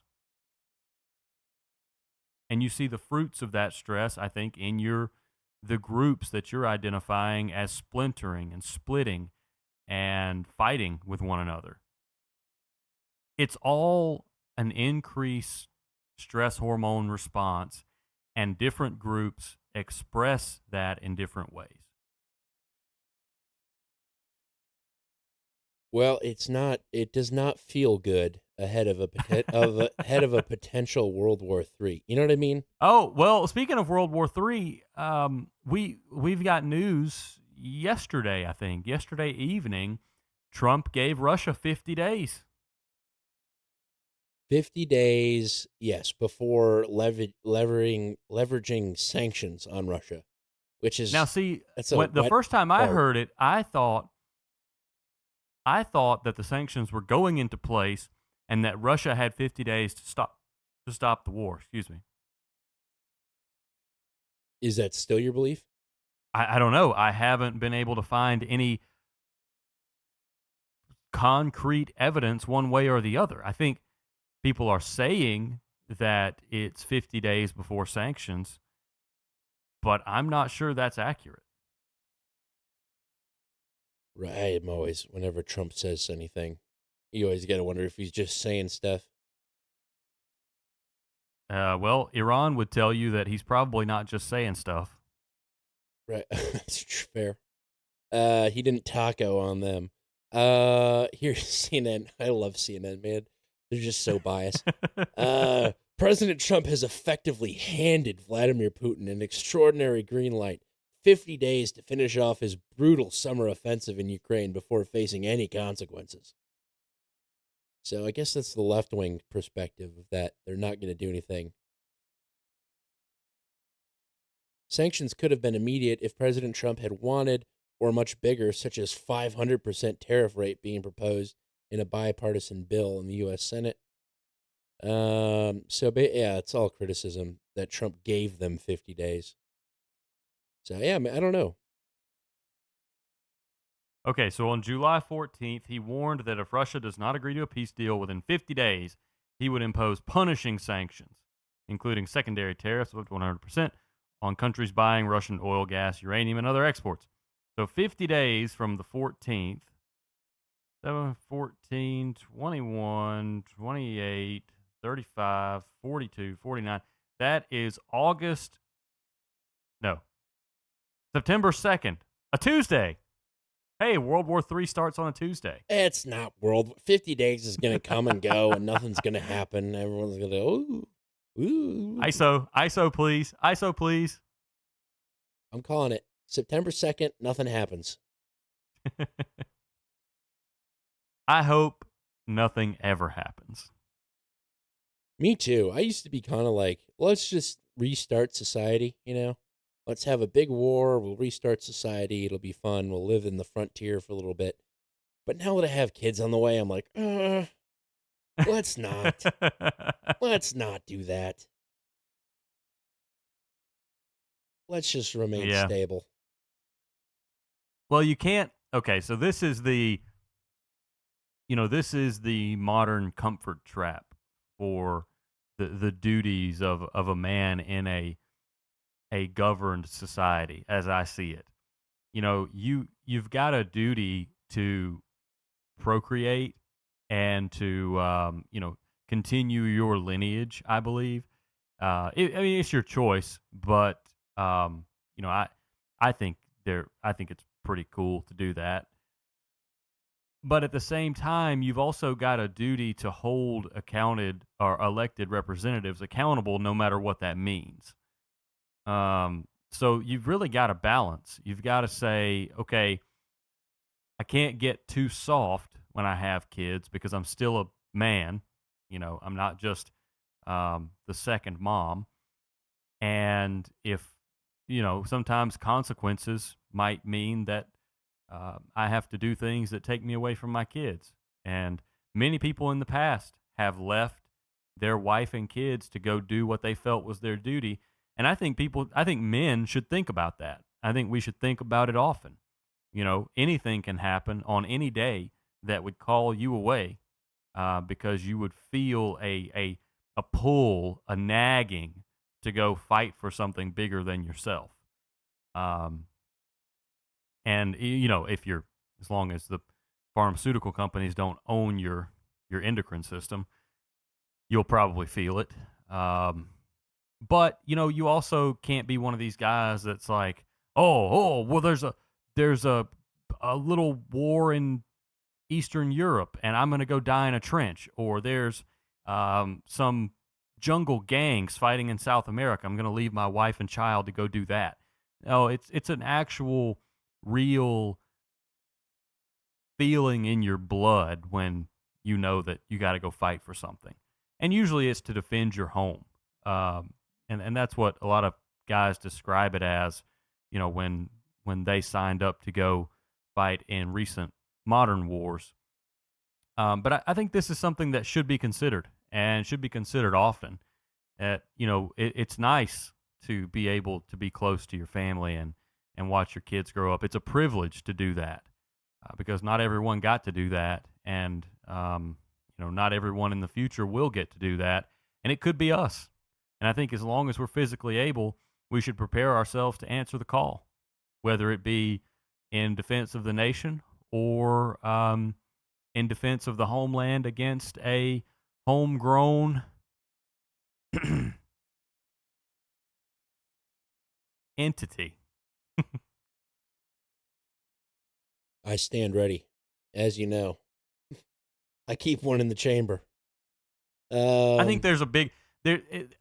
I'm a firm believer that there is real mental benefit to preparing yourself for things that could happen. And some might call that catastrophism, but I'm not advocating you think of the worst outcome in any scenario. I'm just advocating that you think about things, give yourself time to think about what might happen and how you'd respond to it. Right. It doesn't have to be anxiety-inducing.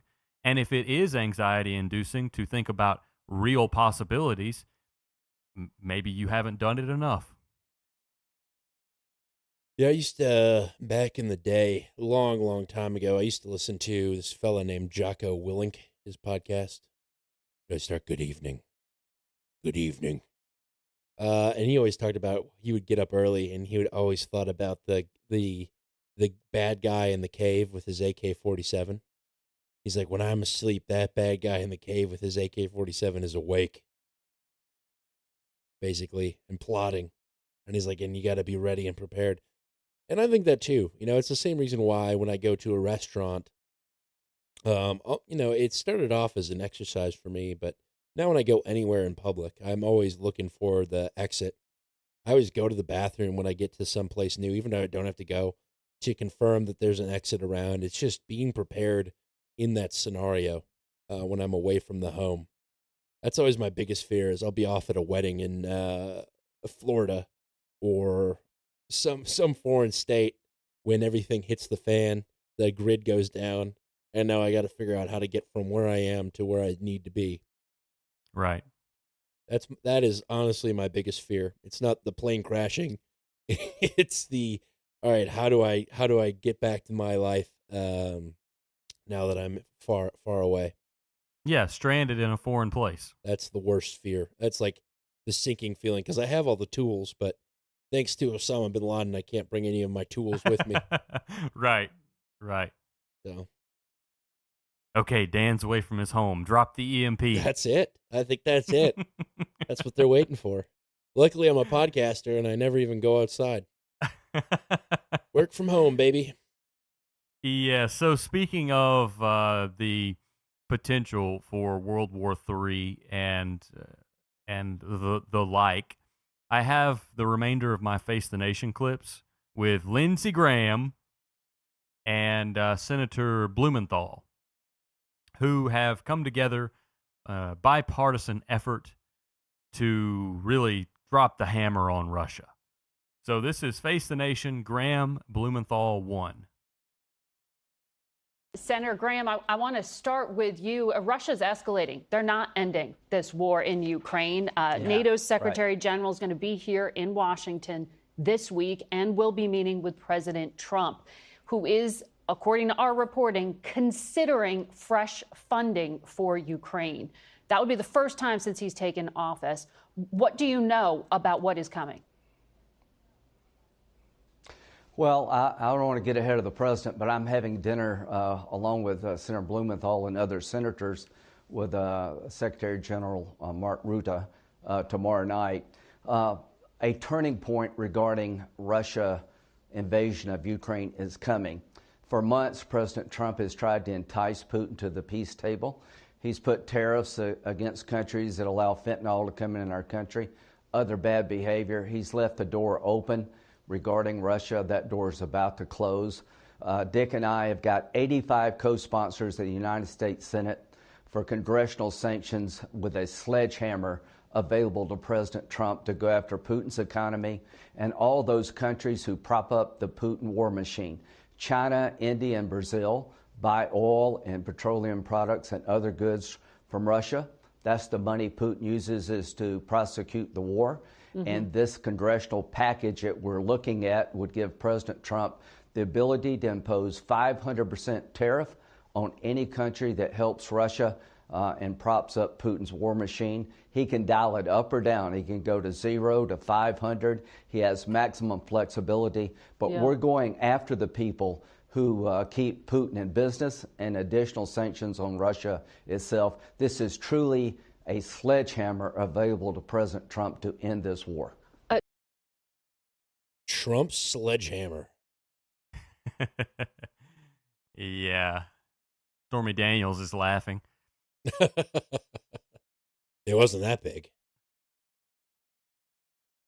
I think this is a pretty big deal. I know Lindy Hop likes to exaggerate because he has fever dreams about the blood of young men running through the rivers of Europe. But I think this is significant that we're actually coming down on India specifically. But there'll be more opportunity to talk about that. So let's continue with Blumenthal. And she's going to ask Blumenthal about the power being given to Trump in this resolution, bill, whatever it is. Senator Blumenthal, on those sanctions, the president said he expects the Senate to pass this measure you put together. And he described being able to terminate it as totally at my option. It very respectfully lets the president do whatever he wants and decide whether or not to exercise it. I know that has raised some concerns among your fellow Democrats like Senators Kaine and Senator Coons. How do you assure them that this is as tough as you promise? This has to be a critical moment for these sanctions, and bringing down this sledgehammer at this moment was emphasized by all of the European allies who were at the meeting that Senator Graham and I attended in Europe. They are absolutely in solidarity, one after another, in that closed-door setting, express the view that these sanctions have to be tough and rigorous to change behavior. And so the waiver language that we will have in this bill is very much alike the provisions that have existed in past similar measures that give the president the ability to act in the national security, but also provide congressional oversight. Mm-hmm. And I think that kind of assurance to my Democratic colleagues is very important. But okay, so sledgehammer is the word of the day. Evidently. And I can't help but think that, I know you think nothing's going to happen in 50 days, but there has to be a congruent military strike plan being concocted to strike Russian assets, much in the way we struck Iranian assets. And I have to believe that it's also named Operation Sledgehammer. And this is all, a package deal that was sold by some policy PR firm to the United States government. What Russian assets could we bomb without starting World War III? None.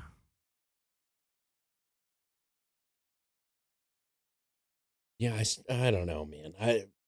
Because I'm with well, you if there. you think about what and this was being reported as new news this week, but it's really not. We knew this. I don't know where or how we knew this, but I know that we had talked about this. But it's being reported as new news that Trump told Putin that if he invaded Ukraine in his first term, that he would, and I'm quoting, bomb the shit out of Moscow.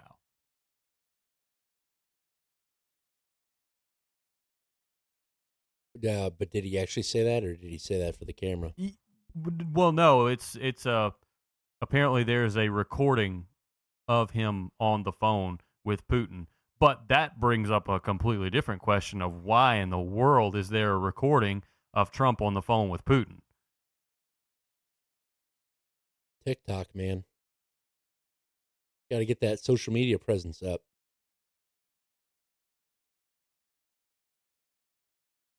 I don't follow. You record it, and then you can put it in a highlight reel of Trump's a badass. I see. But yes, this, knowing that he has threatened such things before, which I don't put much weight into the threats of Trump, but I don't think it's beyond him either. That's the thing. And that's the mindset that makes people come to the table with him is, okay, we're not going to give much credence to your threats, but you might actually be crazy enough to do it. I don't know. World War III is pretty heavy. That's a big thing you can't come back from. But that's the thing. The only people that think in that way, that it's not worth it, that World War III is a big thing, it's too big, we don't need to do it because of the collateral damage and the generational damage. The only people that think that way are people that aren't in power. I don't know if I agree with you on that. I think that there is obviously a heavy consideration there. You want to talk tough You're right. You want to project America's strength on the world stage, but at the same time, you don't want to end the world, which is what World War III will do. It'll end the world as we know it, at the very least. Well, as we know it, that's a loose definition, almost like cop out. But yeah, I don't think we're locked into nuclear annihilation because we have another world war.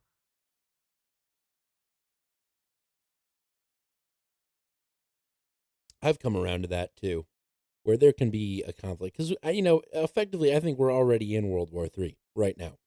It's just a cold World War III. Lining up the Yeah, different pieces on the puzzle. it's something that we've been tracking for a while. It's the alignment phase. Right. It's when you fund the proxy wars to try to gain footholds in secondary and tertiary theaters, or on Russia's doorstep. Right. Right. I don't know. We'll see. I really don't think 50 days World War III is going to kick off on a Tuesday of all days. But maybe I'm wrong. Maybe there will be a big egg on my face, and if the EMP hasn't gone off yet and the power is still on, I will come on and say I apologize. Well, I hope that you don't have egg on your face, but in reality, it wouldn't be, oh, now it's a world war. If something would happen, we would talk about it. We'd be all excited to talk about it because, wow, I can't believe something actually happened. And then, for the next few years, things would escalate.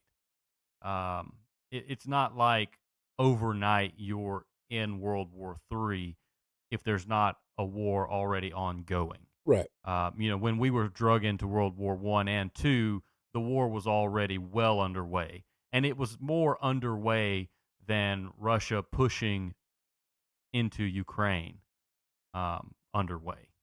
Well, I think anyone it will see that all of the West is really actively preparing for a large-scale war.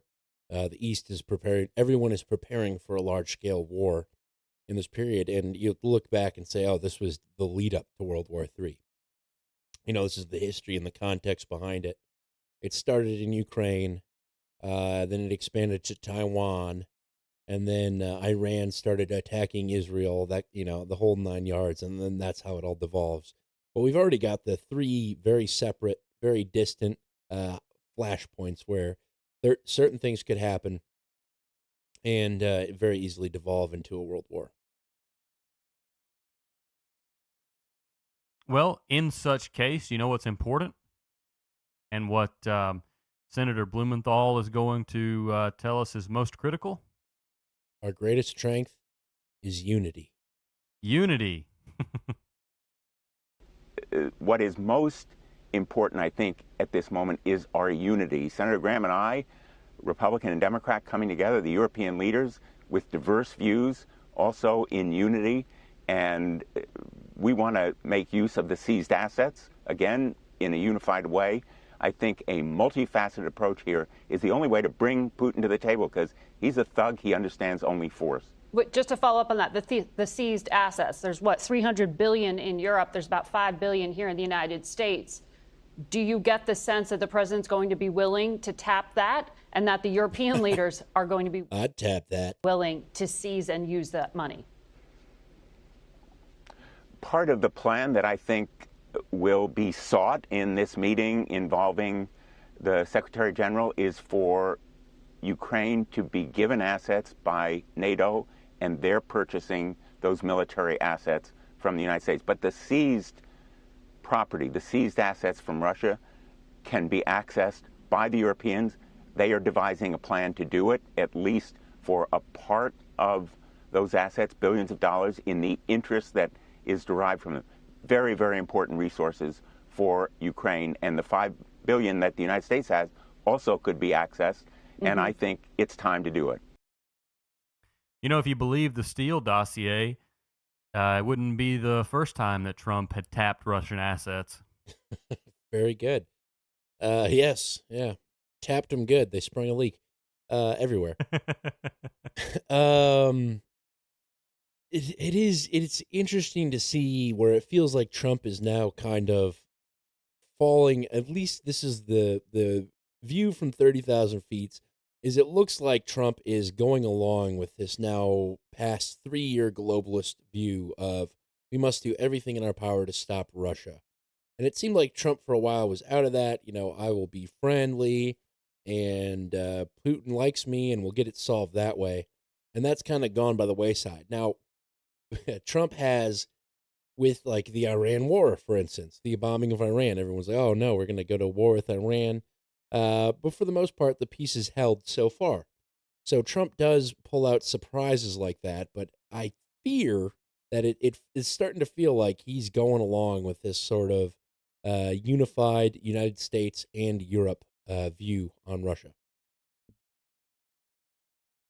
Yeah, it sure does. And I said a couple weeks back, maybe it was last week. I thought it was 2 weeks ago. Trump had said before, this isn't my war, and now he's not even saying that. He has dropped that line, and I think he's embraced this war, and he thinks he can stop it the same way he stopped Iran. But I have to imagine Russia's going to be prepared for that plan.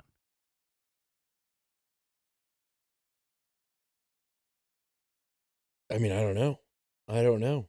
Maybe Trump hopping on board with the globalists in the EU is what's needed to provide this unity that is so mentioned by Blumenthal here.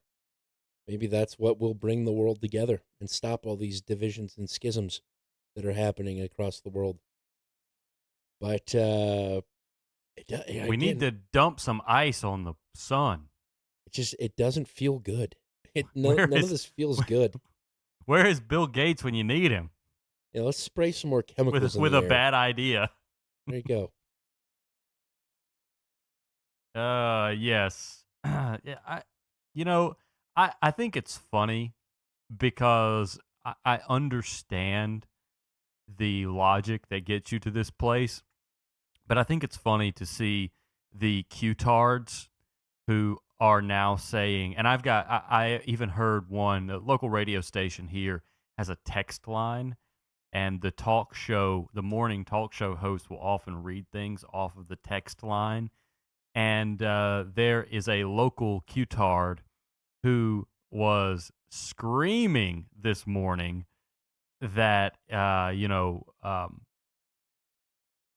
connect the dots. It all fits together. They got Trump. They got him. That's why they're not releasing the Epstein files, and that's why he's going to war with Russia. They got him. They got to him. It's all over. And I think that's funny because I can see why you would think that. I mean, your expectations were so high. When Donald Trump was elected and ascended to office in January, it had to be the most gratifying feeling for a lot of these people that had put all of their hope into Donald Trump. And now you're trying to find a way to explain his behavior. But,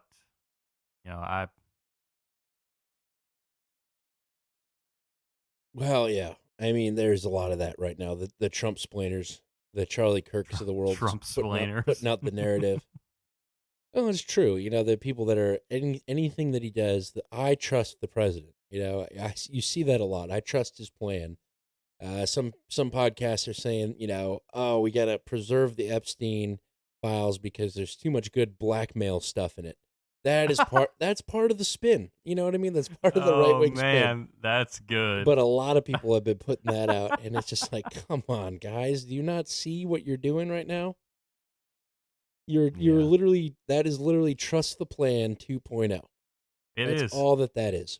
It's 2 more weeks. It is, and just 50 more days. It's like you can't admit that potentially Trump has folded a little bit, that he's given into the globalist plan, and he's going along with it. Maybe he does pull out a surprise at the end. There's always that hope, but it really doesn't feel that way, and it hasn't felt that way for the past 2 weeks. And it started with the Epstein files, and now it's continuing with we're going to supply Ukraine with everything it needs. It started with Iran. True. It really did. It's been a weird roller coaster, and it's again another one of those schisms, another one of those fractions that's occurring in the country. Okay, well, nobody likes a good schism like Lindsey Graham, so let's do Graham 4. A recent defense intelligence assessment shows Ukraine's shortfall in artillery and in drones will lead to marked Russian territorial gains in 2026, with Russia gaining 7-1 firepower superiority by this winter. How can you get them what they need if Congress will not approve in the House any... That's 7-1 against Ukraine, right? Yes. Okay. ...new funding? Is it what Senator Blumenthal just laid out? Well, just stay tuned for tomorrow's announcement. The idea of America selling weapons to help Ukraine is very much in play. We've given Ukraine a lot. We've given them money. We've given them military aid. We now have a minerals agreement with Ukraine that's worth trillions of dollars. So I don't want to get ahead of the president. But stay tuned about seized assets. The Europeans want to limit the interest on the assets to go to Ukraine. Secretary Bessent wants to go further. Stay tuned about a plan to go after the seized assets more aggressively. Stay tuned for a plan where America will begin to sell to our European allies tremendous amount of weapons that can benefit Ukraine. Putin has calculated that we would get tired and Europe would get weary. He made a huge mistake. NATO is bigger and stronger, and we're more committed than ever to make sure he does not take Ukraine by force. So Congress is on the verge of passing the most consequential sanction package in the history of the country. It will give President Trump tools he doesn't have today, a literal sledgehammer. And the big offender here is China, India, and Brazil. India buys oil from Russia cheap and resells it. That's despicable. I've talked to President Trump. He said last week it's time to move.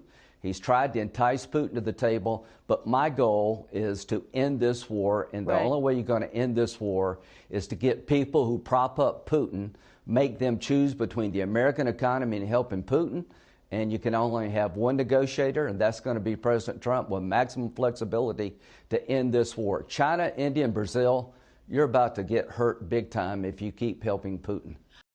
Oh, I hate when Lindsey Graham acts all tough. Like he's not the gayest guy you've ever heard talk. So basically BRICS is what he said. Yes. Brazil, India, China, that is the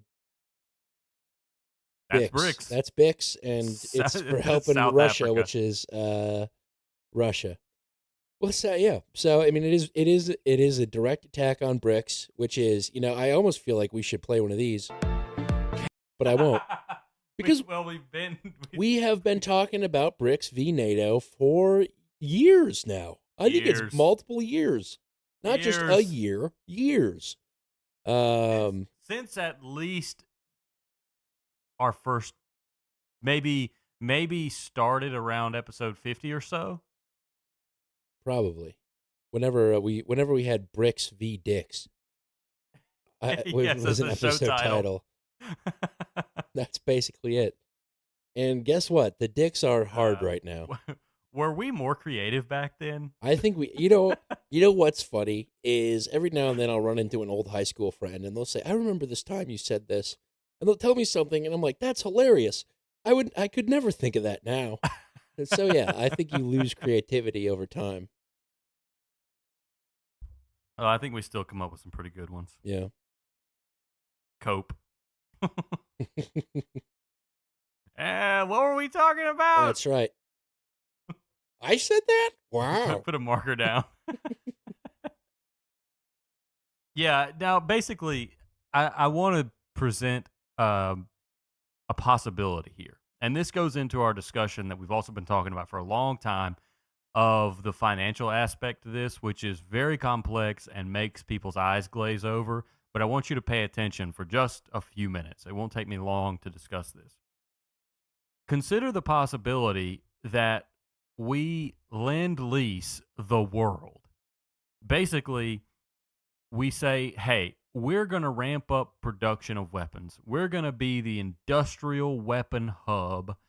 And you all buy these weapons from us on credit.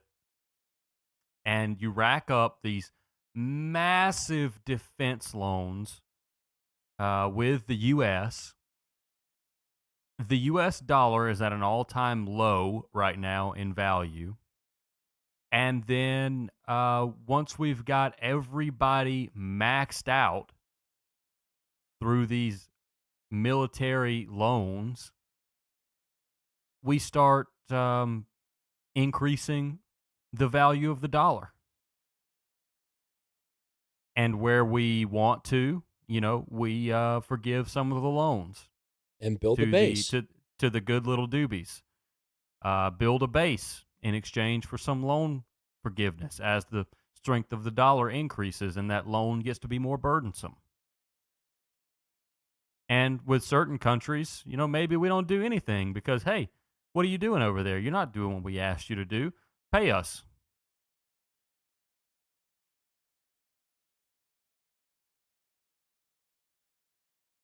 It's basically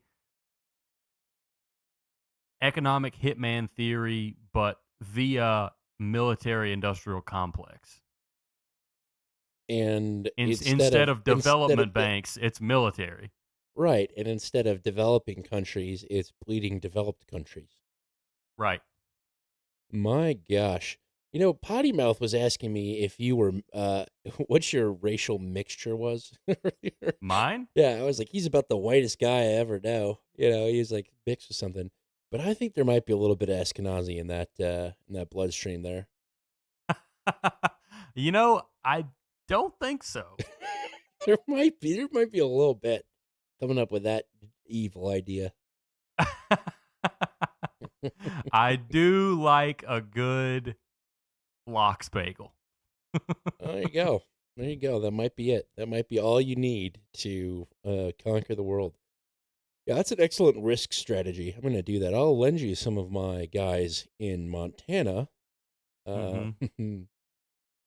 If you agree to attack any country I tell you to. Wow. That was the best part of Risk, were the side deals. Oh, yeah, the extracurriculars. Yeah. If you didn't do that when you Absolutely. played Risk, you weren't playing Risk right.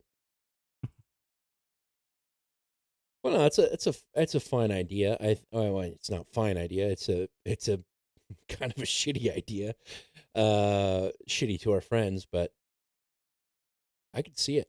I mean, it's all set up perfectly with the dollar and think about it like a mortgage. You go out and take a mortgage, and then the Fed decreases the value of the dollar. Technically, your mortgage just got cheaper. Where if they restrict the supply of dollars and there are fewer dollars on the market, your mortgage got more expensive. It's going to work the same way with these military lend-lease agreements. And the dollar is at an all-time low value internationally right now. Which means it is more attractive to trade with. Right. Yeah. That could be interesting. And the Graham calling out BRICS specifically, and BRICS really doesn't have the joint military component that NATO does, but it's more so, and this again harkens back to partially the Tom Luongo theory of it being a monetary war and BRICS seeking to replace the dollar as the global trade reserve currency, or the reserve currency. I don't know about replace it, but at least hedge against it. Provide an alternative for other countries. But this is exactly the reason, because the dollar's cheap right now, and they see the possibility that the dollar strengthens and gets more difficult to use. And your loans get more expensive that are in dollars. Right. Yeah, there's some gambit here. I have to imagine that something like that is in the works in part of at least Trump's strategy. If not, then and it would be hard to believe that he's fully fallen into the globalist playbook and scheme without some sort of secondary benefit. Well, he's like a second tier finance guy, because anyone that's in real estate development has to be somewhat acquainted with financial concepts. And he knows about loans, he knows about leverage, and someone just gave him the pitch. They said, "Look, Don, this isn't about war and peace. This is about using our leverage to continue running the world for the next 50 years. Yes or no, next couple of months, Trump does this about face on Ukraine. Someone writes an article about how Mark Rutte has cracked the equation of how to negotiate with Trump. Mark Rutte being the head of NATO for anyone that I might think not know. I think your article headline is something like this: Has Mark Rutte cracked the Trump code? And then the sub headline is, spoiler, stroke his ego. No, basically. no, you missed a opportunity there. Mark Rutte strokes Trump's sledgehammer. Oh. Bam. Make a Rule 34 of that one, huh? Please don't. Please don't. Please don't do that. No one do that. Did we play Graham 4 or Graham 5 last? We just played 4. Okay, well, let's do 5. But Senator, respectfully, the president's rhetoric has changed this week on Russia. He is making clear his patience is very thin. But he's got right now at his fingertips just short of $4 billion in presidential drawdown authority. He doesn't need to ask Congress. He doesn't need to ask the Europeans for that money. He's got it if he wants to tap it. Wouldn't it be a stronger sign if he just sent those weapons or surged them? Margaret. Well, the $4 billion is not nearly enough. I expect him to exercise that drawdown authority. But the game regarding Putin's invasion of Russia is about to change. I expect in the coming days you will see weapons flowing at a record level to help Ukraine defend themselves. I expect in the coming days that there will be tariffs and sanctions available to President Trump he's never had before. I expect in the coming days more support from Europe regarding their efforts to help Ukraine. Putin made a miscalculation here. For 6 months, President Trump tried to entice Putin to the table. The attacks have gone up, not down. One of the biggest miscalculations Putin has made is to play Trump. And you just watch. In the coming days and weeks, there's going to be a massive effort to get Putin to the table. And to those who are helping him, China buying cheap Russian oil and having no accountability, those days are about over. Are we still going to buy the repackaged oil from India that's actually Russian oil? But wink nod, it's not really.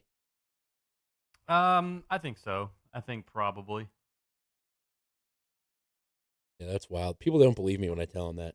Like, you're still using Russian oil when you drive your car. They're like, no, I'm not. Yes, you are. Yes, you are. Yes, you are. Yeah, so Lindy Hop's pretty serious, and we got to take Lindy Hop with a grain of salt. He gets a little worked up anytime you're talking about muscular young men, and especially talking about them fighting in a war and dying for him. He gets pretty worked up, but your days are numbered, Thinwar. That's pretty good. That's pretty good. But, $4 billion's not enough. That sounds like to me we're going to be selling weapons to all of Europe. Probably. We got the Finland and Sweden and Norway up in the north. Maybe not. Finland is part of NATO now. You got Poland right up against Belarus and Lithuania. All solid places. Hell, we flip Georgia. Get Georgia on the payroll. Oh, you just got crackly. Let's sell some to Russia. Let's do it. You just got crackly, by the way. Little reboot. Little flip of the switch here.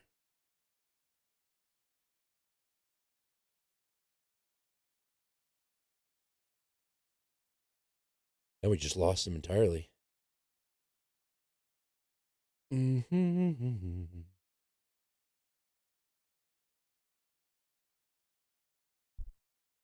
Hello?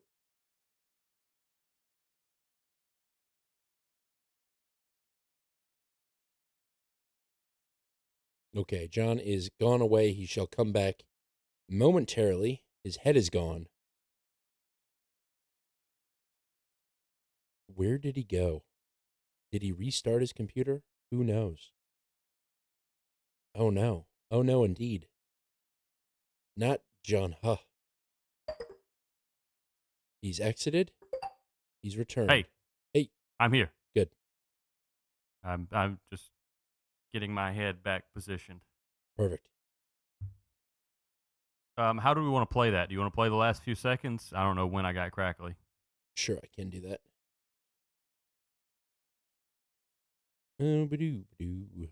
Backing up.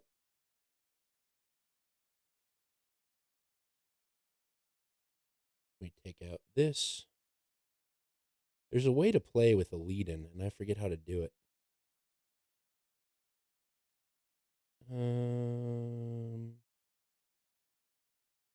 Let's see.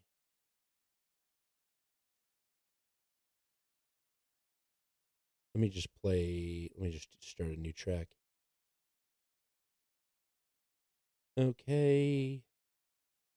Sorry, we don't usually have problems on the offensive.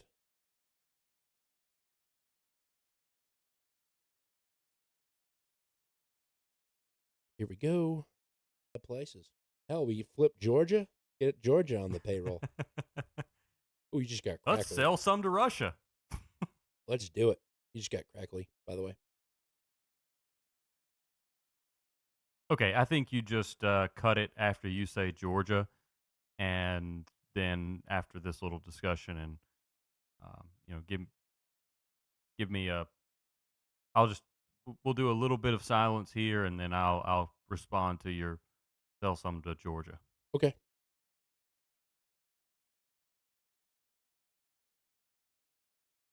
Why not? Sell some to Syria too. I can think of many countries that would like some modern weaponry.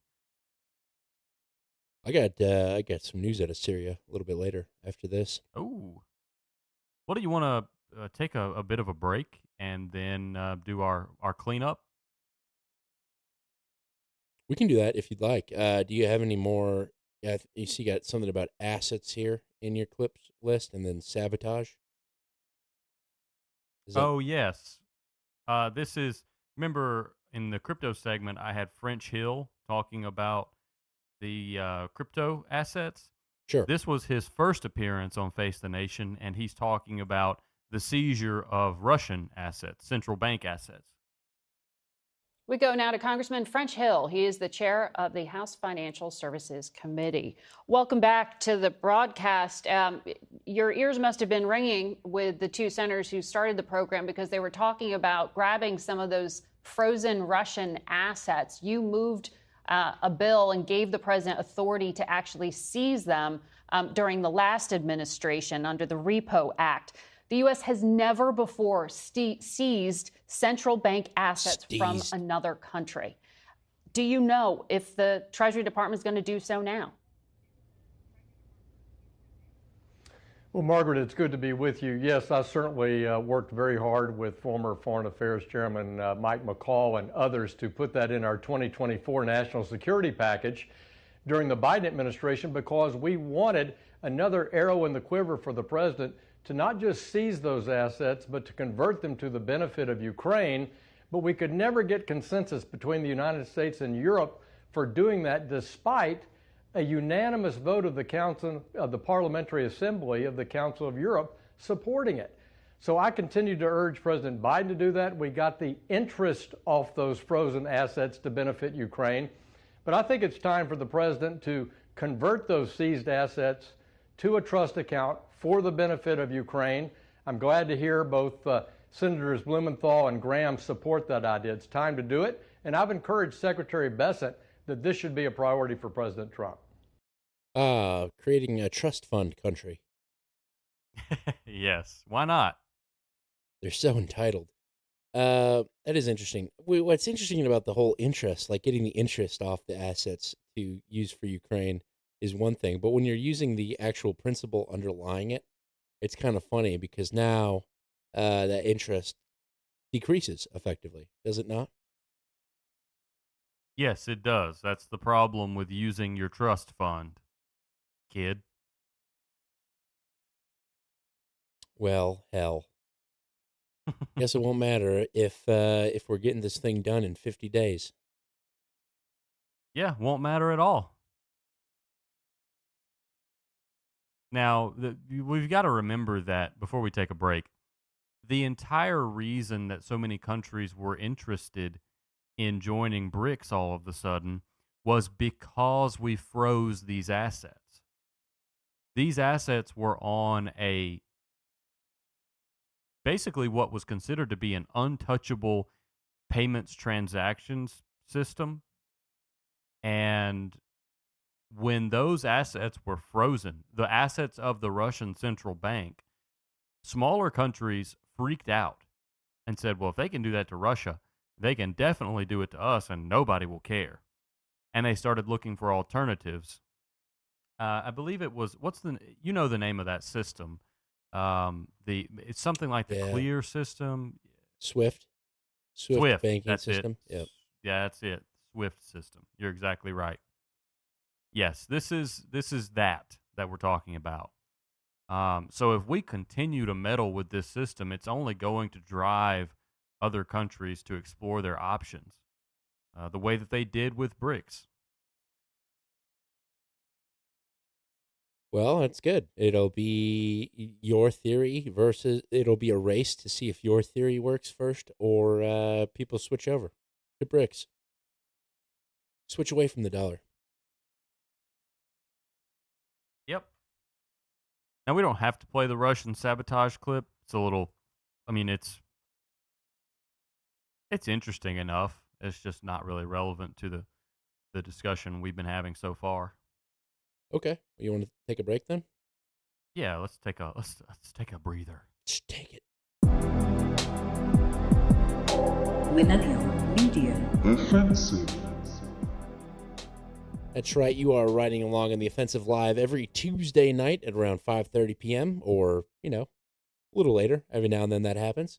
But we're here every Tuesday, and we go through what's happening around the world. We try to break it down for you, try to give you our takes on it, and see if you can't have, get a conversation going. Maybe you learn something.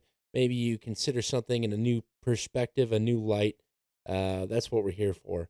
But that being said, we don't actually have advertisers. We started to get emails from companies that have been pretty much offering to give us promo codes or at least sign up for a service where we can read promo codes, and then we get a percentage of sales that occur from the promo code, that kind of stuff. But because of our structure, because we don't want to be influenced by an outside company, we don't actually accept those kind of deals, and instead we rely directly on funding and value from our listeners, from the people that are here having the conversation with us, and it's always appreciated.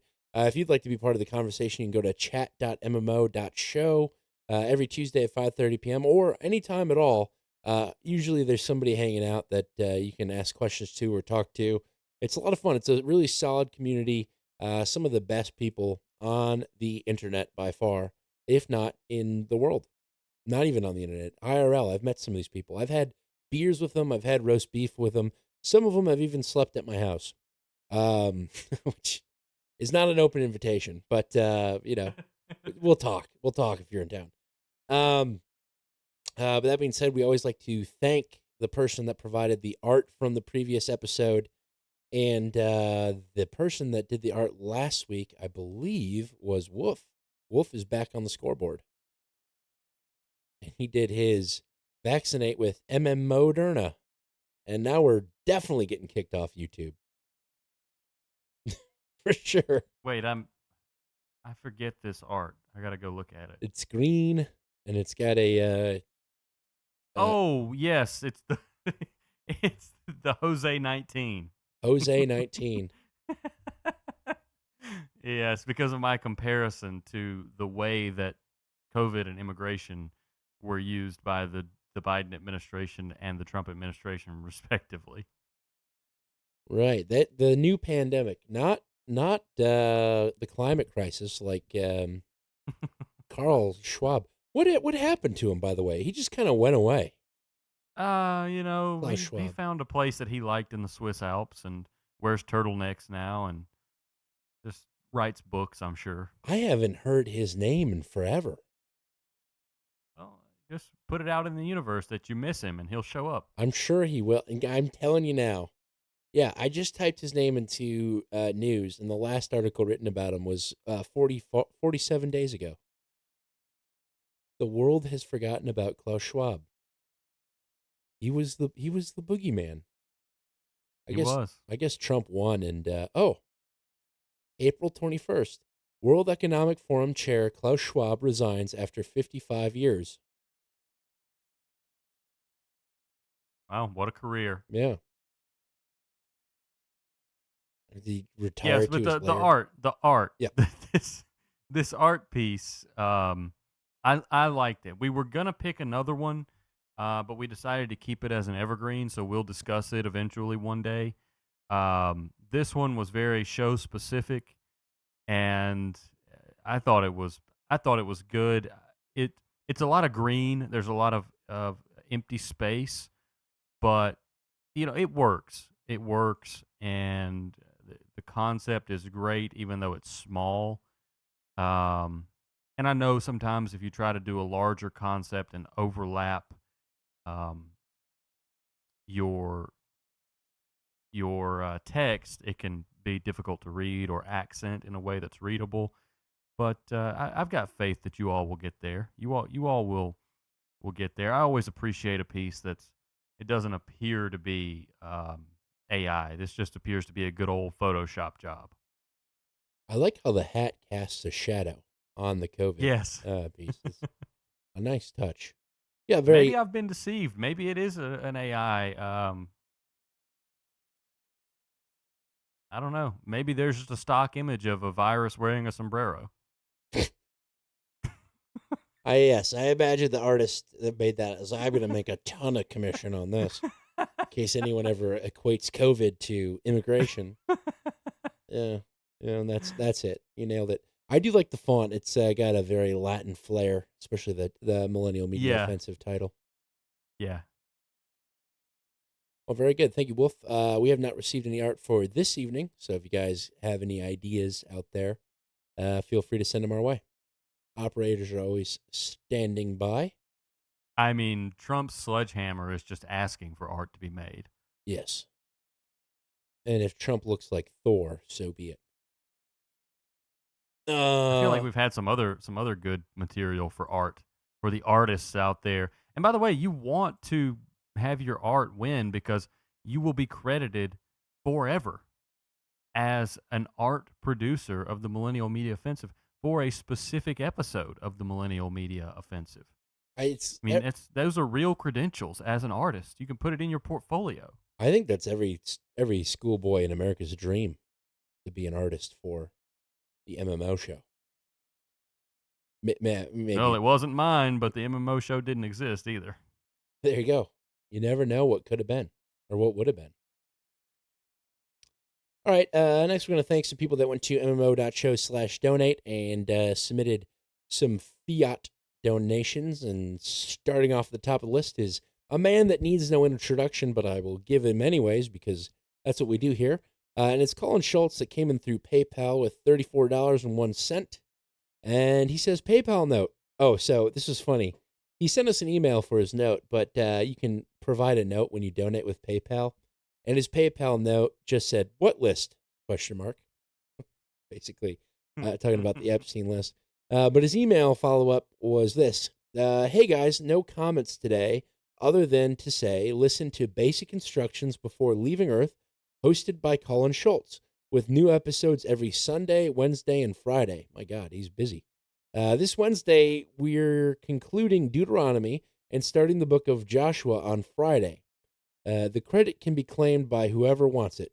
Stay OTO, Colin Schultz, POTHP, which of course stands for Praetor of the Holy Pages. That's a good one. But his donation of $34.01 struck me as odd. And he mentioned Deuteronomy, so I thought maybe Deuteronomy 34:1. And so Deuteronomy 34:1 says, Then Moses climbed Mount Nebo from the plains of Moab to the top of Pisgah. Don't quote me on that. Across from Jericho. There the Lord showed him the whole land from Gilead to Dan. I don't know if that was intended. That's just kind of why I was putting it out there. Did a little digging. So thank you very much, Colin Schultz. Always a pleasure to hear from you. The Nail Lord Gaylord comes in through Venmo for $25, and he says, N-Log here. I just spit out my coffee. I spit out my coffee at Dan's Jugalitos, Spanish for juggalos. Just got my first VA payment. Have some. OTO. And it's much appreciated. Thank you very much. On the offensive. Yes, Jugalitos. That is now Spanish for the juggalo movement. You heard it here first on the show. I'm sorry for whoever was standing in front of you, Nail Lord. Might have gotten a coffee bath. Much appreciated. And speaking of coffee, up next comes Eli the Coffee Guy through PayPal with his 1984 donation. And he says, I had it all wrong. Jeffrey Epstein did kill himself, and there was no client list. This is straight from the 1984 playbook.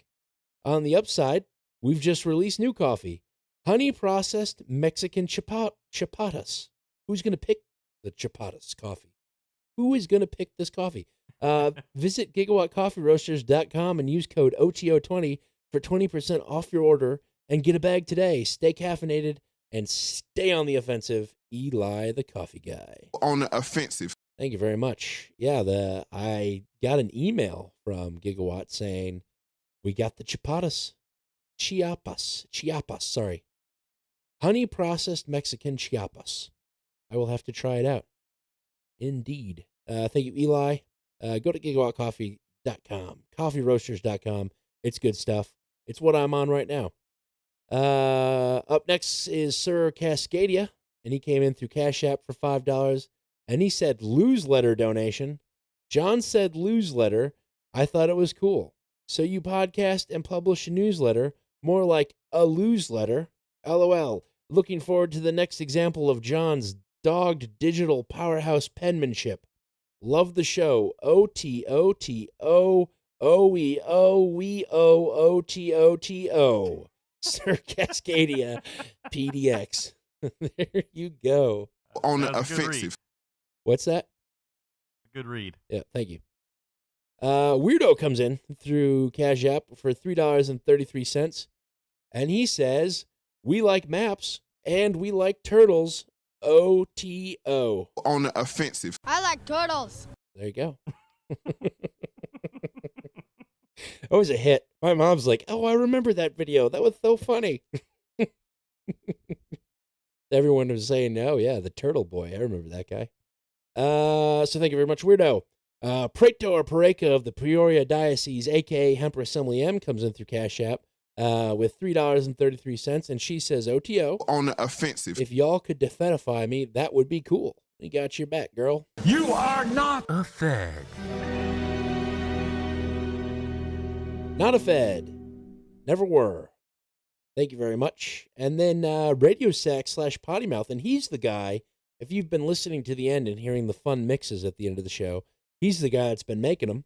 And he sends in $3.33 through Stripe, and he says DJ Horsegoo, which is the guy who does our pre-show. He's a fun guy. Everyone loves him. DJ Horsegoo has literally helped me turn my life around. Before starting on a daily regimen of the goo, I was bald, ugly, and had erectile dysfunction. And while those things have not improved, I am forever grateful to be able to make each and every day a horse good day. Thanks. You are welcome, sir. You are welcome indeed. Yeah, Radio Sack, aka Potty Mouth, aka Global Fed Pilled on YouTube. He's a funny guy, and it's always great to hear from him. So thank you very much. That does it for our fiat donators. Thank you to everyone that came out and donated. I think John's got a list of some boosts, maybe 1 or 2 boosts that have come through. Yes, one and some streaming is what I have. Okay, that makes sense. Can you verify that? If we usually look at the same list, so. Well, yeah, I know, but sometimes you have more than I have for whatever reason. Yep. But anyway. That's it. Yes. So, as discussed earlier, these are the people that send us Bitcoin donations. The one and only this week being Mr. H with a boost of 1,000 Satoshis, which we appreciate. And Mr. H says, a boost for John McPain, who accomplished his goal of a 225 bench press. Time to get a ticket to the gun show. I'm sure there is an appropriate ISO for this. Maybe this one might do. The only way to bag a classy lady is to give her 2 tickets to the gun show. My God. How good are we? Then we had some streamers this week, potentially crossing streams. We don't know. We don't know how they roll. But CoinCat came in with 4,160 Satoshis, streaming, listening live. Eric PP, also streaming, listening live. Crossing streams, 1,160 Satoshis. They say it's a good time. Bully Steed comes in with 399 Satoshis and was listening to episode number 177, Leave It to Beaver Cheeks. Great title. Yeah, I think so too.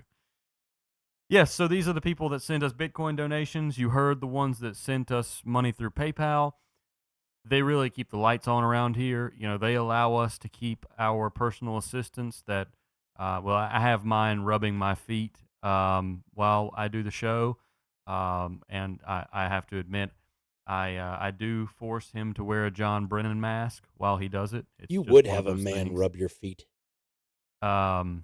You know, it doesn't matter who rubs your feet. Your feet are getting rubbed. I mean, come on. Gay. I don't know what Dan does with his assistant. I haven't heard from his assistant in a few weeks. I think maybe he's just locked in a closet over there. I don't know. Maybe we should do a well check. My assistants are they, them. Respect the pronouns. So they're in the backyard with what's your dog's name? Ralph. Ralph. Yeah, they're all running around. Yeah. Okay. Well, good. Yes, those donations help us to do what we do. As Dan mentioned, we do take donations. We don't take advertising money. We don't want to be compromised. We think if advertising is an incentive to self-censor, and we don't want any of that. We just want to tell you what's going on and how we see it, and in a discussion with you, try to figure this crazy clown world out. And we have a good time doing it. We hope you do too. And whether you get informational value or entertainment value, we hope that you'll send us value to represent what you got out of it. It's not a difficult concept. I know sometimes I can drone on and make it sound difficult, but if you enjoyed it, send us some money, basically. That's it. And it's completely up to you. What do you think it's worth? That episode you just laughed at, that episode you learned something from, what's that worth to you? Send it to us. If you haven't sent us anything in a few episodes, determine what it's worth to you and multiply it times that number of episodes. Everyone's value is different. We respect everyone's value, and we appreciate everyone's value. And we appreciate you supporting us and helping us to continue doing this as life goes on and we accrue responsibilities. We want to keep doing this in perpetuity, and we hope that we continue to put out a product that will generate the support that will allow us to do that. Amen. Second half, incoming. Get it on.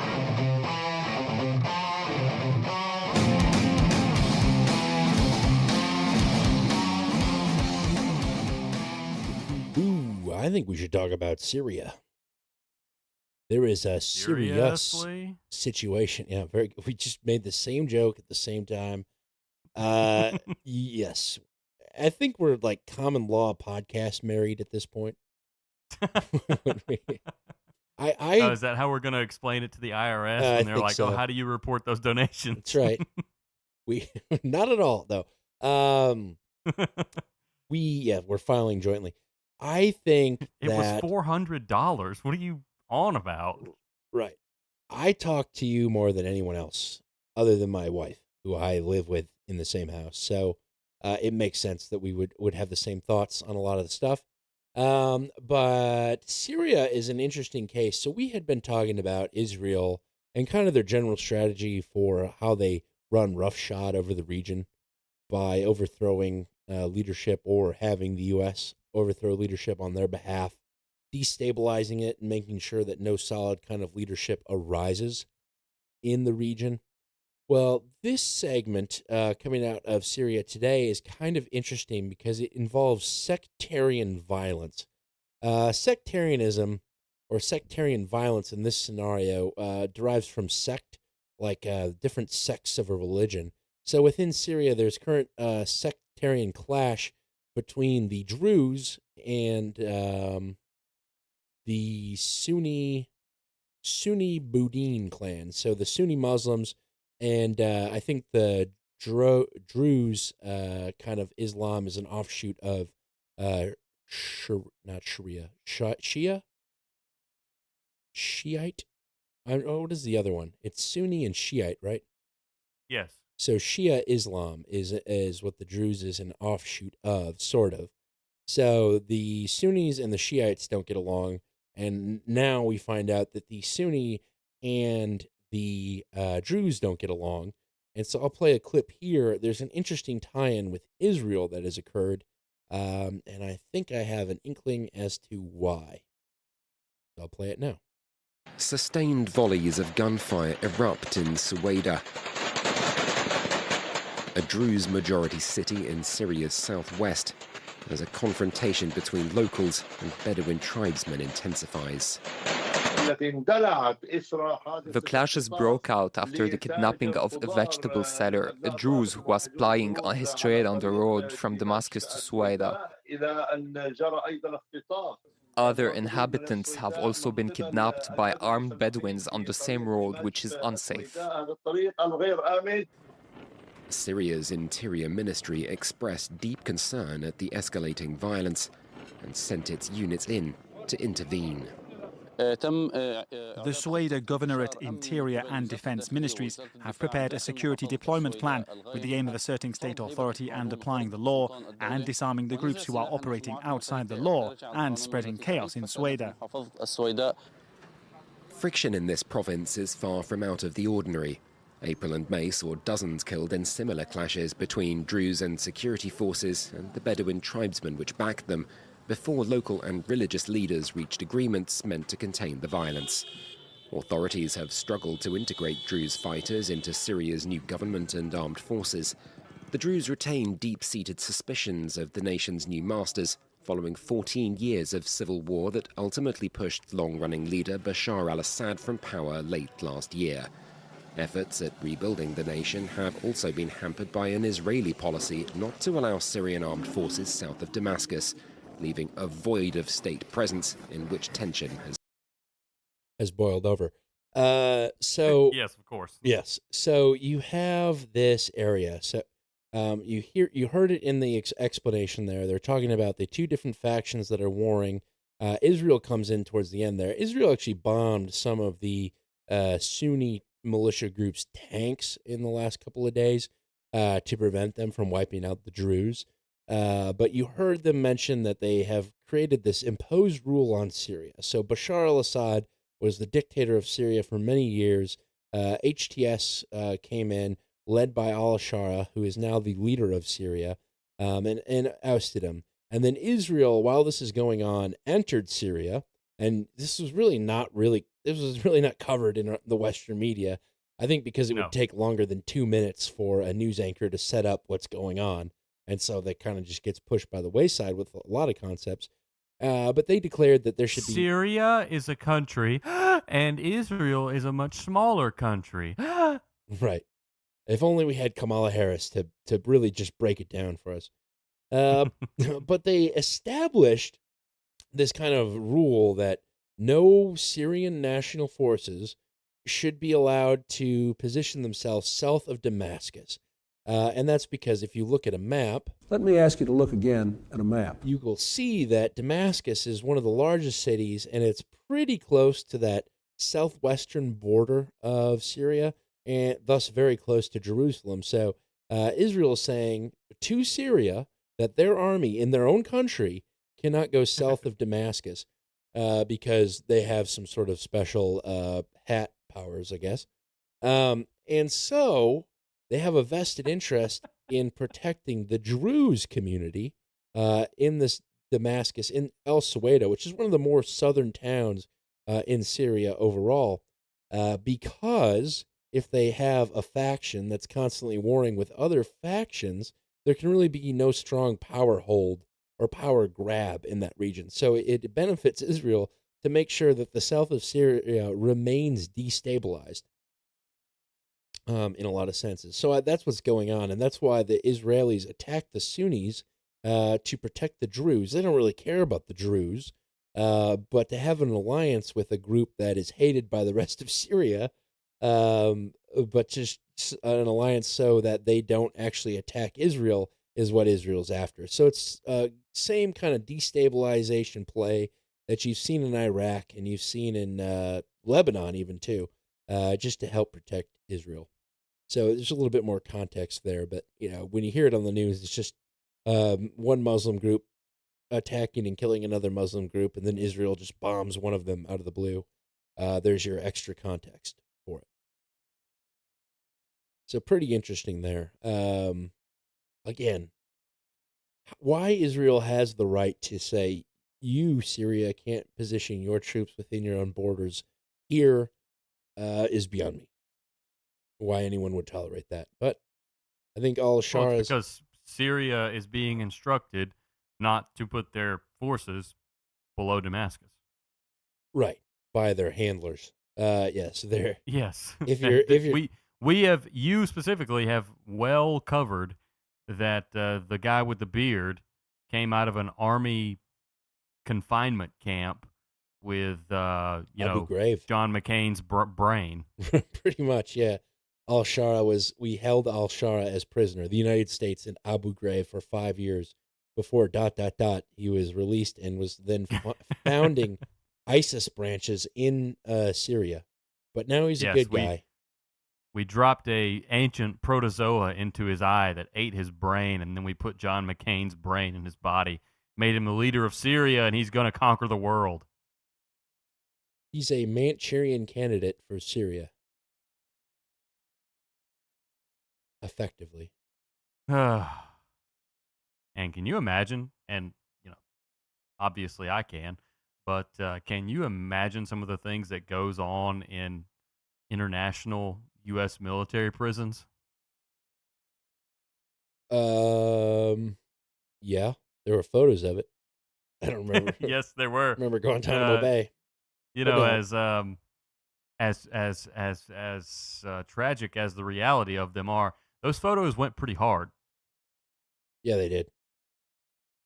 Like literally treating prisoners as dogs.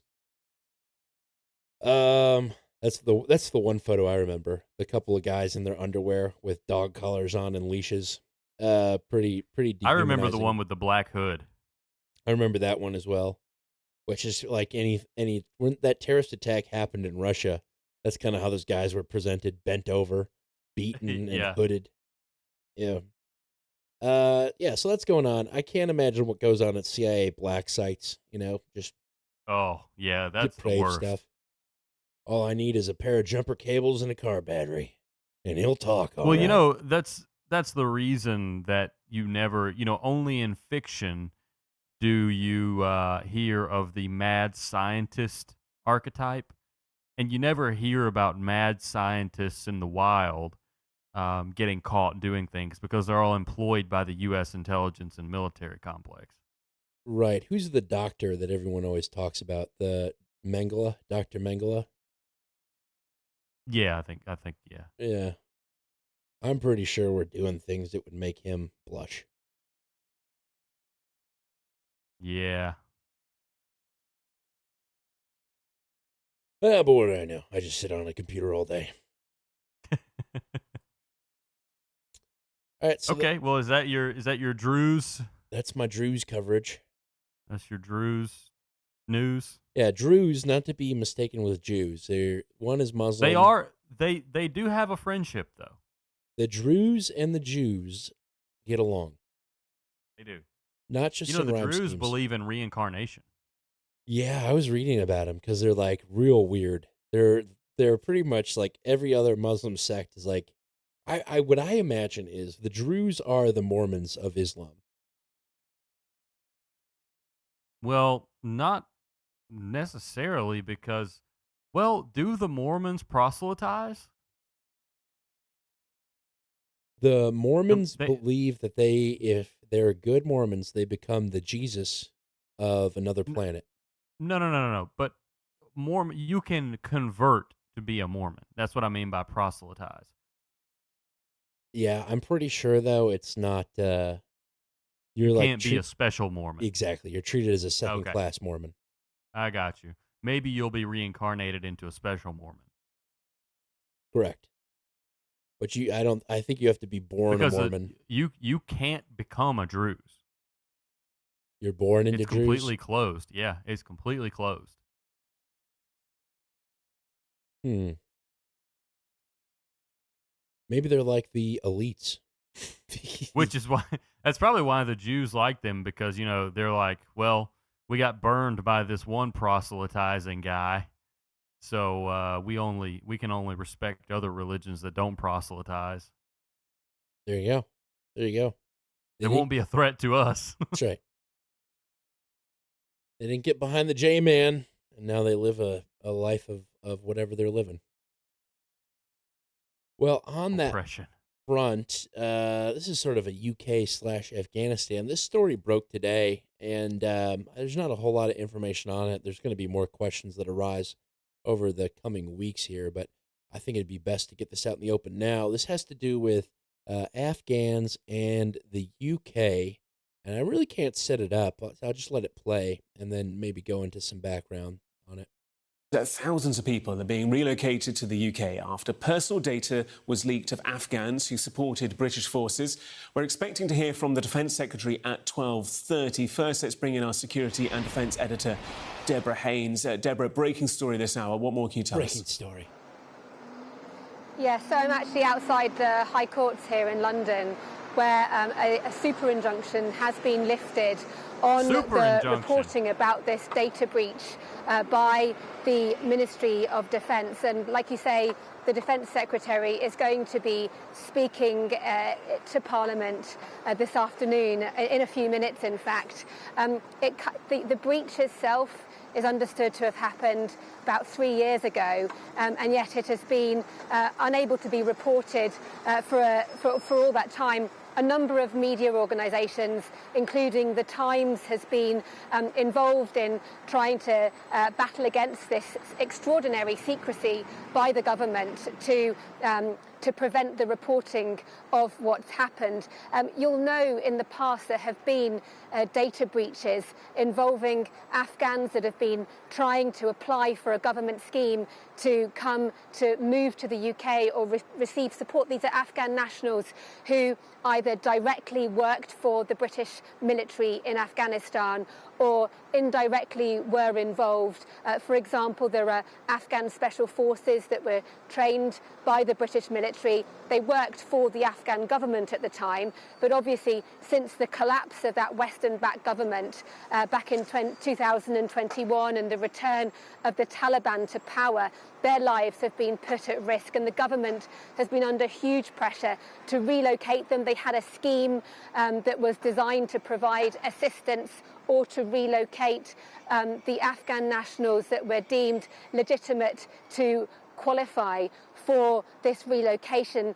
And my understanding is that there was a long list of more than 20,000 names of Afghan nationals that have been applying for this relocation scheme, and this list was unfortunately on an email sent out, and the Ministry of Defence effectively lost control of who had access to that email. Now, I've not been intimately involved in the last few years of battling against the super injunction.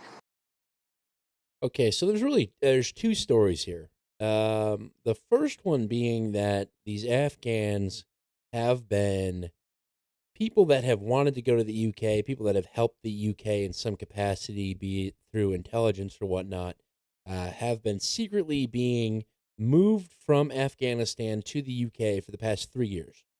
That's story number one. Basically, you've heard about all these protests, a lot of people angry about the amount of immigration, specifically from Muslim countries in the UK. I don't really know if this is as much of a part of that, but it probably did add to it. But the second story being is that there was a super injunction by the UK government, meaning that a news agency, if it had learned about this data breach, could not report on it whatsoever for 3 years. So, I mean, that's the state of the UK. I'm pretty sure nothing like that, maybe, I mean, I don't know, exists in the United States. Okay, all right. I've got a clip for you. Okay. This is in the Israel folder. It's the only clip. So just go ahead and play le clip.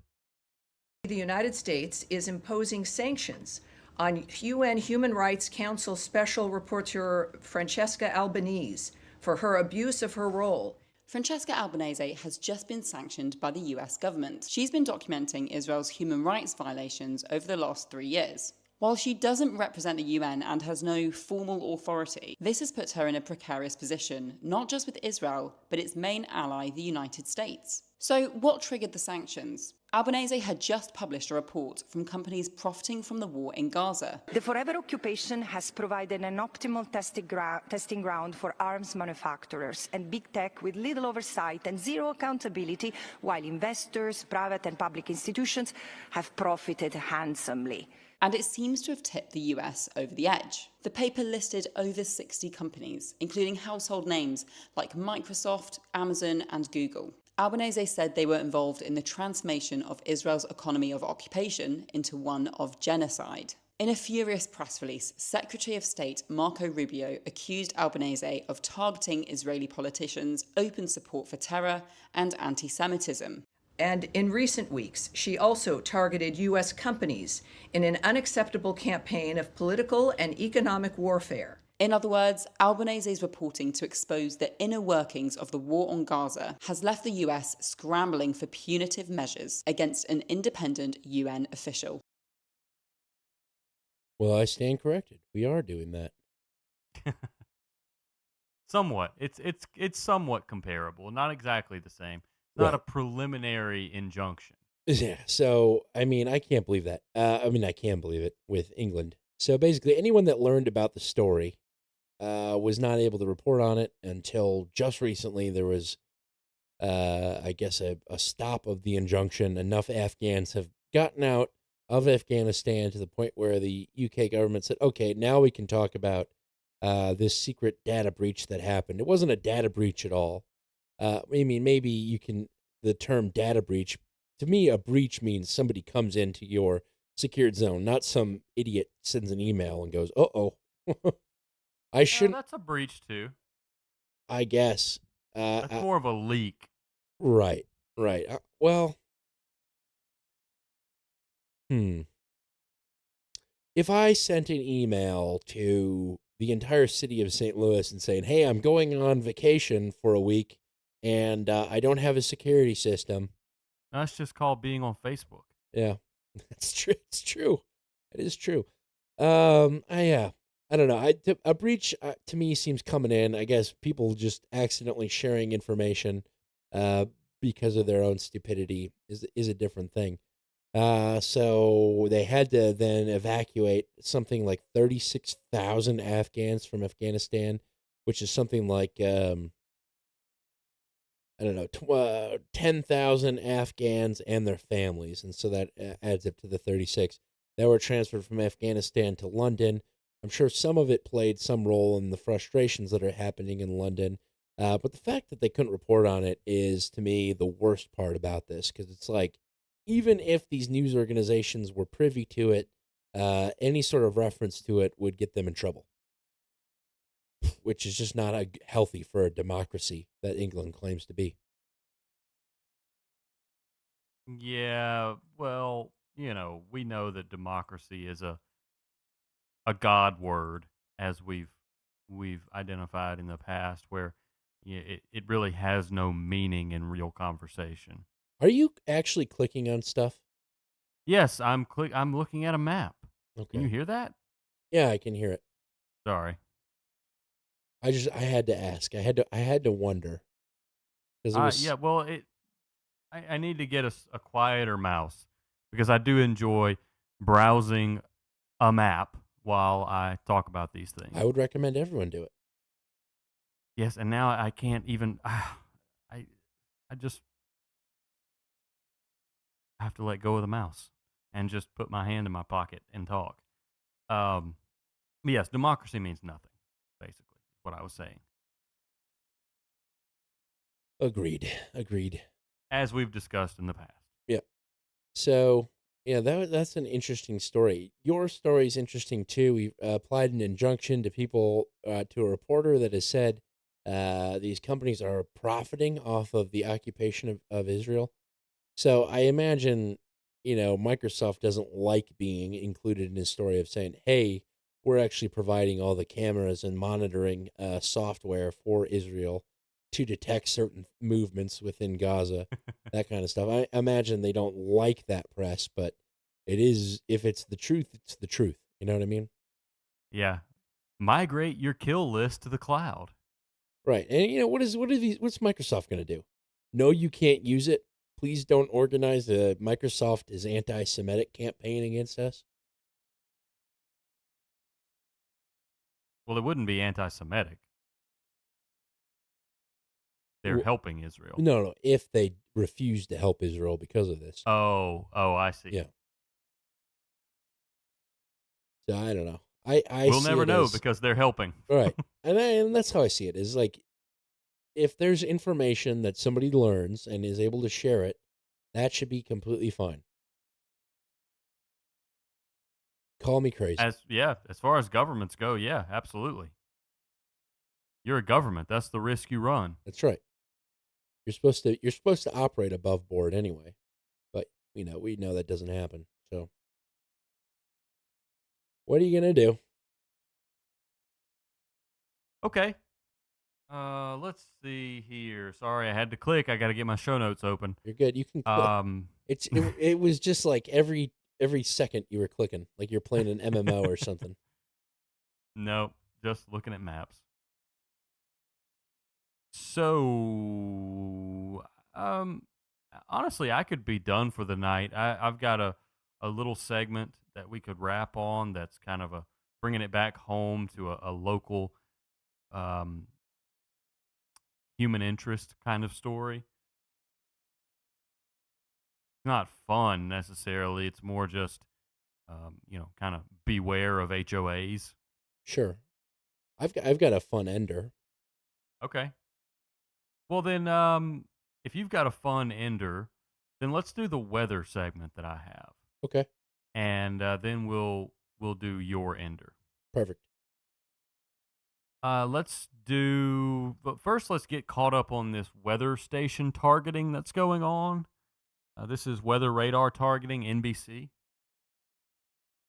Conspiracies pick up steam after major weather events. A Metro news station's weather radar attacked this week, going offline briefly. Threats have come from a far-right extremist group called Veterans on Patrol, the same group that pushed for border vigilantes. Its leader, Michael Lewis Arthur Meyer, who has been arrested several times in several states, posting online, "We intend to take as many NEXRADs offline as possible once our attack simulations have prepared us." They sort of will grab on to conspiracy theories, and they will make them sound credible to a portion of the population. Rachel Goldwasser of the Southern Poverty Law Center has been tracking the group for years. He's become very vehement against the military and its members, and I do think that that could pose a danger in the future as well. They said Hurricane Helene was caused by government weapons. The U.S. military placed God with the weather and sent weather weapon Helene into western North Carolina to depopulate and steal land. I believe That it. group's eyes now set on extreme weather events, calling weather radars weather weapons. Yeah, that's impossible. Sebastian Torres works with the National Oceanic and Atmospheric Administration. He says radars are essential to knowing when and where severe weather will hit. We're here at the National Weather Service's Norman location. This is the radar right here. Look at that massive thing.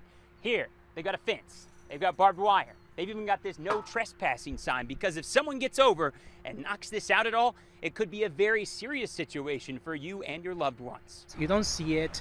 There's nothing that can do to change things. Well, they shouldn't believe it. Dean Robert Palmer at OU is the director of the National Weather Center. Says he takes the threats seriously. I mean, I've heard about it from our federal partners, and yeah, so we're being careful. Dylan Brown, Oklahoma's News 4. People are going, I saw a video of a guy hopping a fence and attacking something. Was it a weather station? I don't know. I haven't seen said video. He looked right at the camera. I can't remember what it was that he was attacking, but he Did he say, "Hi, I'm Johnny Knoxville"? It wasn't Johnny. No, he did not say that. Okay, just checking. Yeah, I don't know. Interesting stuff. People are attacking weather stations. Yes. Well, that's where your energy needs to be. To each their own, I suppose. Oh, it's so funny. Yes, of course. People really latch on to certain things that, I'm not good at marketing because I can't predict the things people are going to latch on to. But whenever I see it, it just cracks me up. Yeah. Everyone go out and attack weather stations. I don't know if there's a huge demographic for that. Well, there's enough. Evidently, for it to be a fear.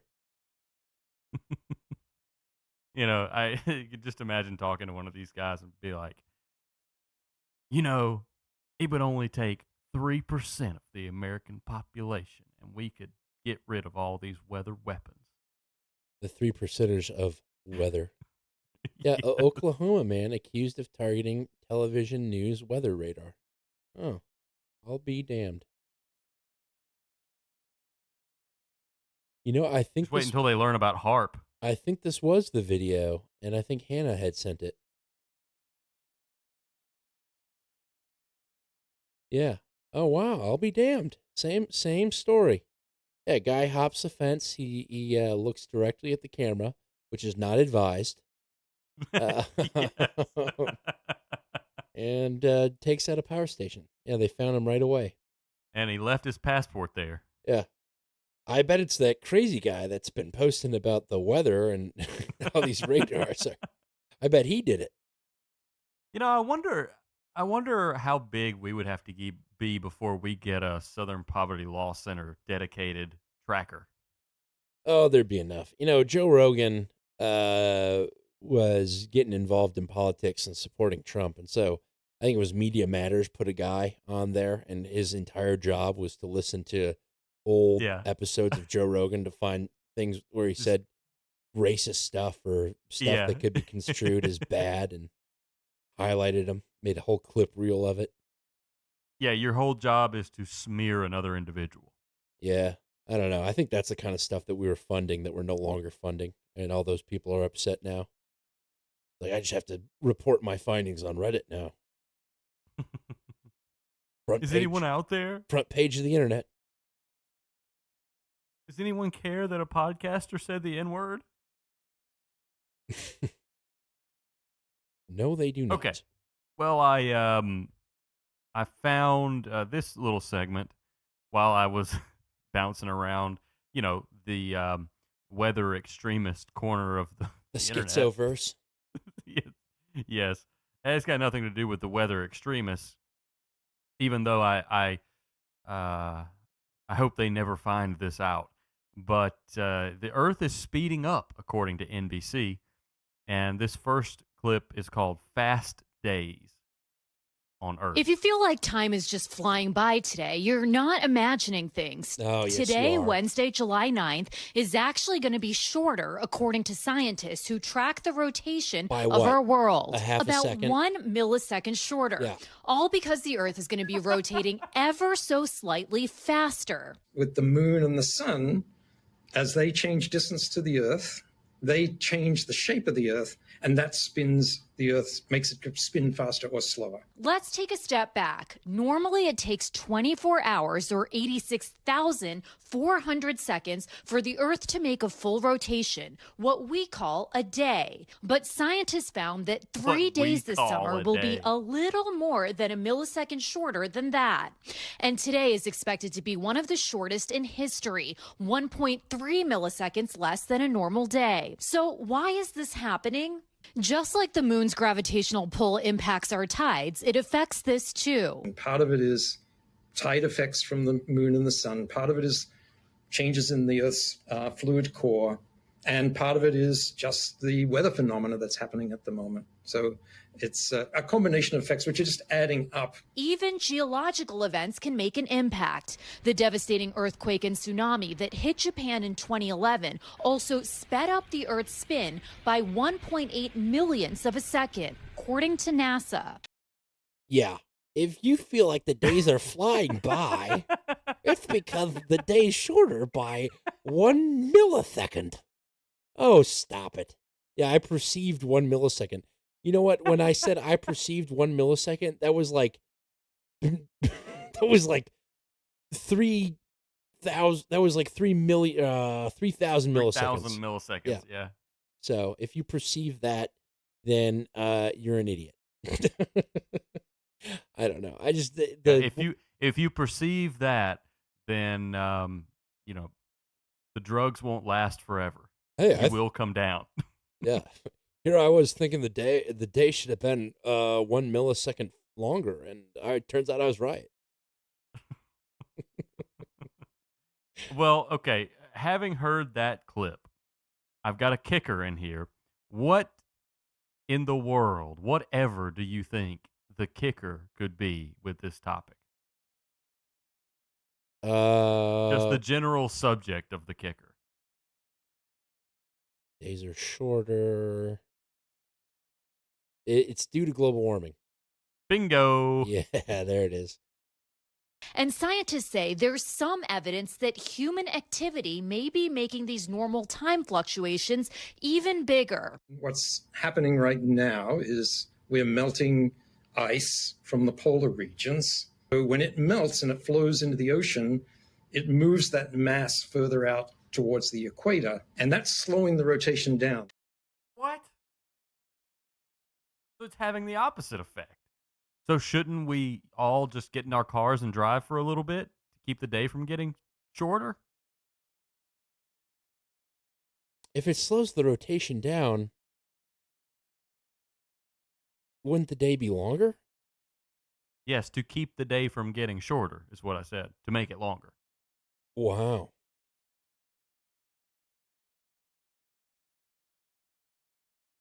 That is interesting. I don't know. That is but, ass backwards. Let me hear that again. And scientists say happening right now is we're melting ice from the polar regions. So when it melts and it flows into the ocean, it moves that mass further out towards the equator, and that's slowing the rotation down. Yeah, that would be a longer day then, wouldn't it? Right, exactly. So they're tying it to climate change, but it doesn't work because climate change doesn't make the day get longer or shorter, faster. It has the opposite effect, but they're still tying it to it. Oh my God.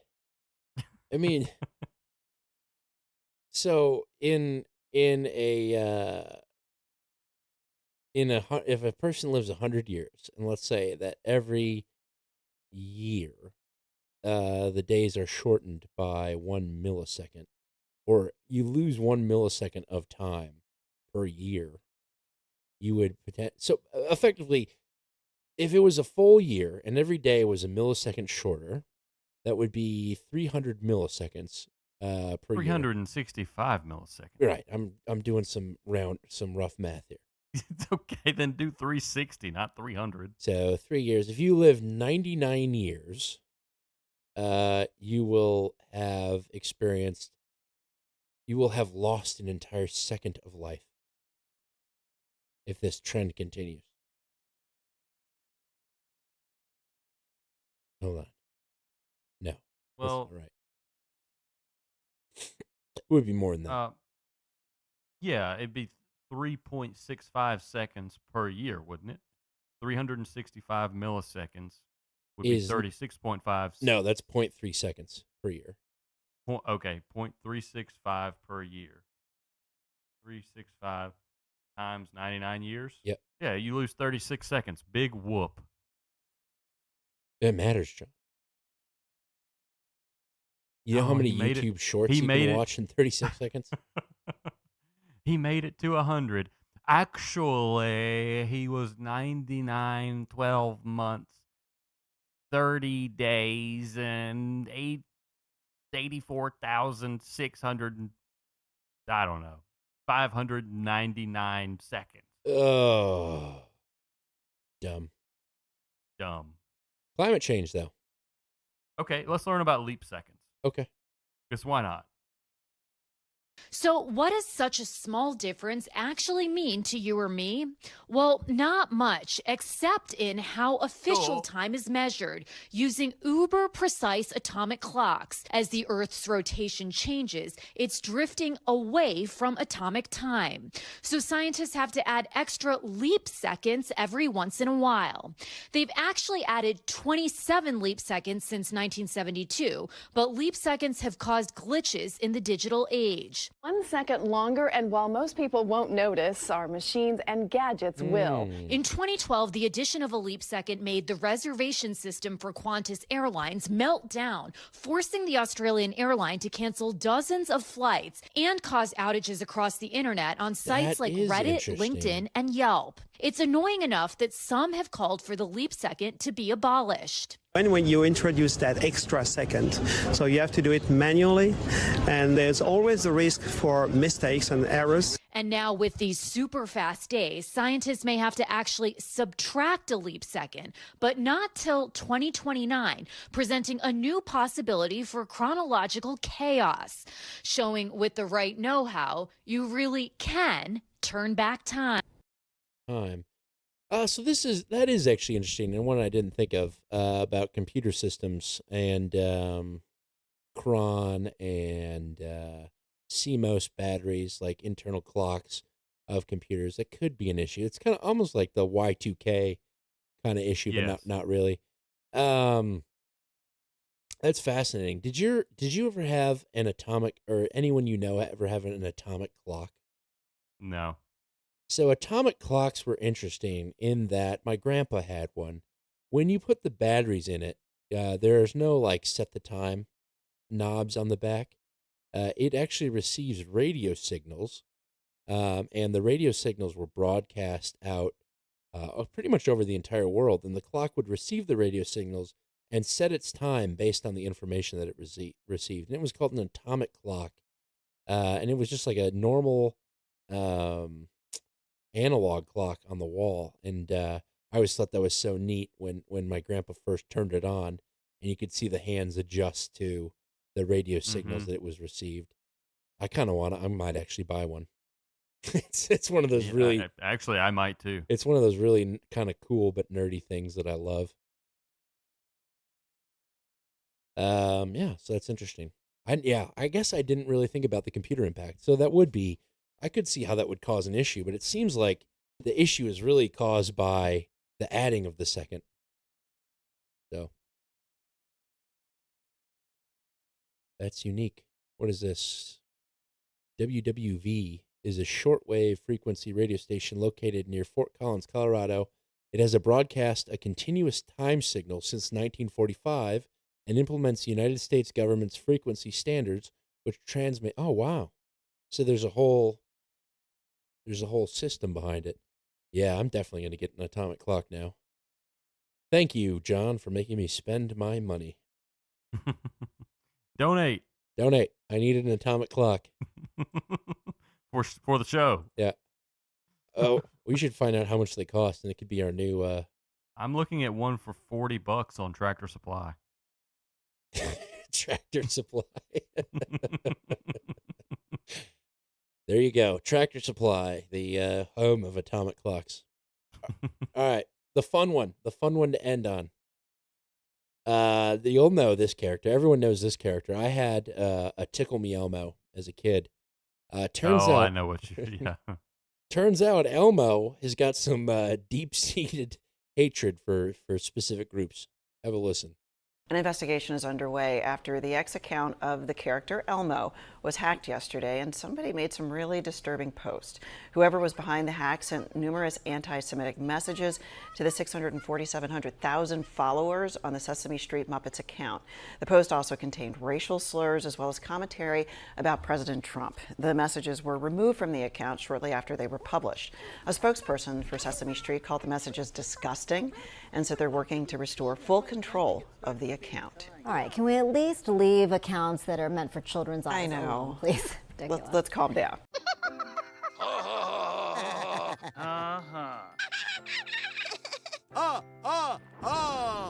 loves to giggle. Yeah, so turns out Elmo is not a fan of Israel or the people that live in Israel. And he called Donald Trump a child effer. So there you go. He demanded the release of the Epstein files. There's 3 texts, and they're all pretty on the nose. There was really no guessing what Elmo believed in that gum. He just straight up told you. All that childhood wonder. There's been a bit of a rash of the hijacking of official accounts and AI systems. Do you remember when X when they first came out with the official paid accounts? Oh yes. And people were doing the, Dole has decided to overthrow Puerto Rico. Kind of stuff. Yes. Just funny stuff, man. That's what gives me hope in humanity is people are funny. This one wasn't super funny. It was just F the Jews, I feel like if not much creativity in it. If you hack Elmo, you should have some Elmo-related phrases where, Yeah, ready to go. Yeah. Elmo says from the river to the sea. Something like that would have been funny. I don't know. Who are these people, too, by the way? It really makes you wonder, did they pay for this? Is this a skill that people have where they can pretty much hack into any account they want? I feel like if that were the case, the president's account would be hacked into, Joe Rogan's account would be hacked into, large-scale celebs would be hacked, but Elmo, there had to be a vulnerability. What do I know? I'm just a future atomic clock owner.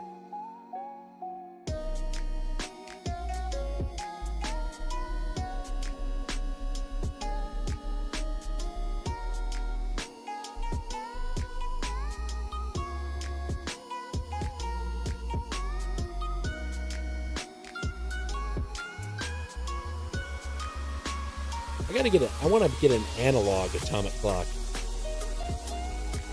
Seeing one for $37 on Amazon. Oh Oh, yeah, laugh at me for using the Walmart subsidiary and then go straight to Amazon. Tractor Supply. It was random. I didn't expect it. Let me see if Menards has one.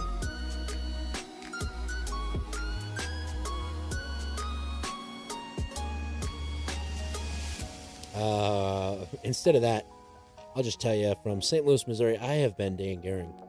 And from America's South Coast, I've been John G. Dew. And, in case we don't see you, make sure you keep one in the chamber. Keep that slide well lubed. And be ready for action.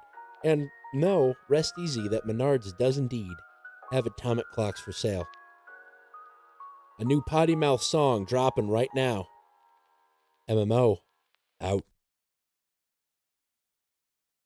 I'm actually not going to play it, but it will be in the post show. Because we got a show to produce. Oh, that was fun for a bunch of random news this week. Yeah. That was pretty good. I think we did a good job there. Yes, Menards has atomic clocks, but not one that is in store. I always hate that when it's like, yeah, we got them. Mm-hmm. We got them in a warehouse. We got them, but you got to order them. You can't drive down the street today. An atomic clock at Menards was a long shot, but I figured why not. I had bought my entire basement floor at Menards. We're having a wall built. We're having our one of our other rooms. Since one of our guest bedrooms became a nursery, we're scrambling to get a guest bedroom set up in the basement. So we're having a wall built to wall off our laundry room from this guest bedroom, which is not officially a bedroom because there's no fire exit windows. But the guys that are putting it in are doing such a fast and good quality job. It's just mind-boggling how someone can be as good as they are at what they're doing. Yeah. Like in a day, these guys have taken out all the carpeting, installed the 3/4 of the floor, built and framed out the wall, put up the drywall, put on the mud. And I think tomorrow they're coming back to finish off the wall and to hang the doors. And then they're done. CoinCat caught us on Rumble tonight. Nice. Thank you. Don't fall in love with me. Just kidding. All right, I'm going to stop all of the streams on the streaming sites. Thank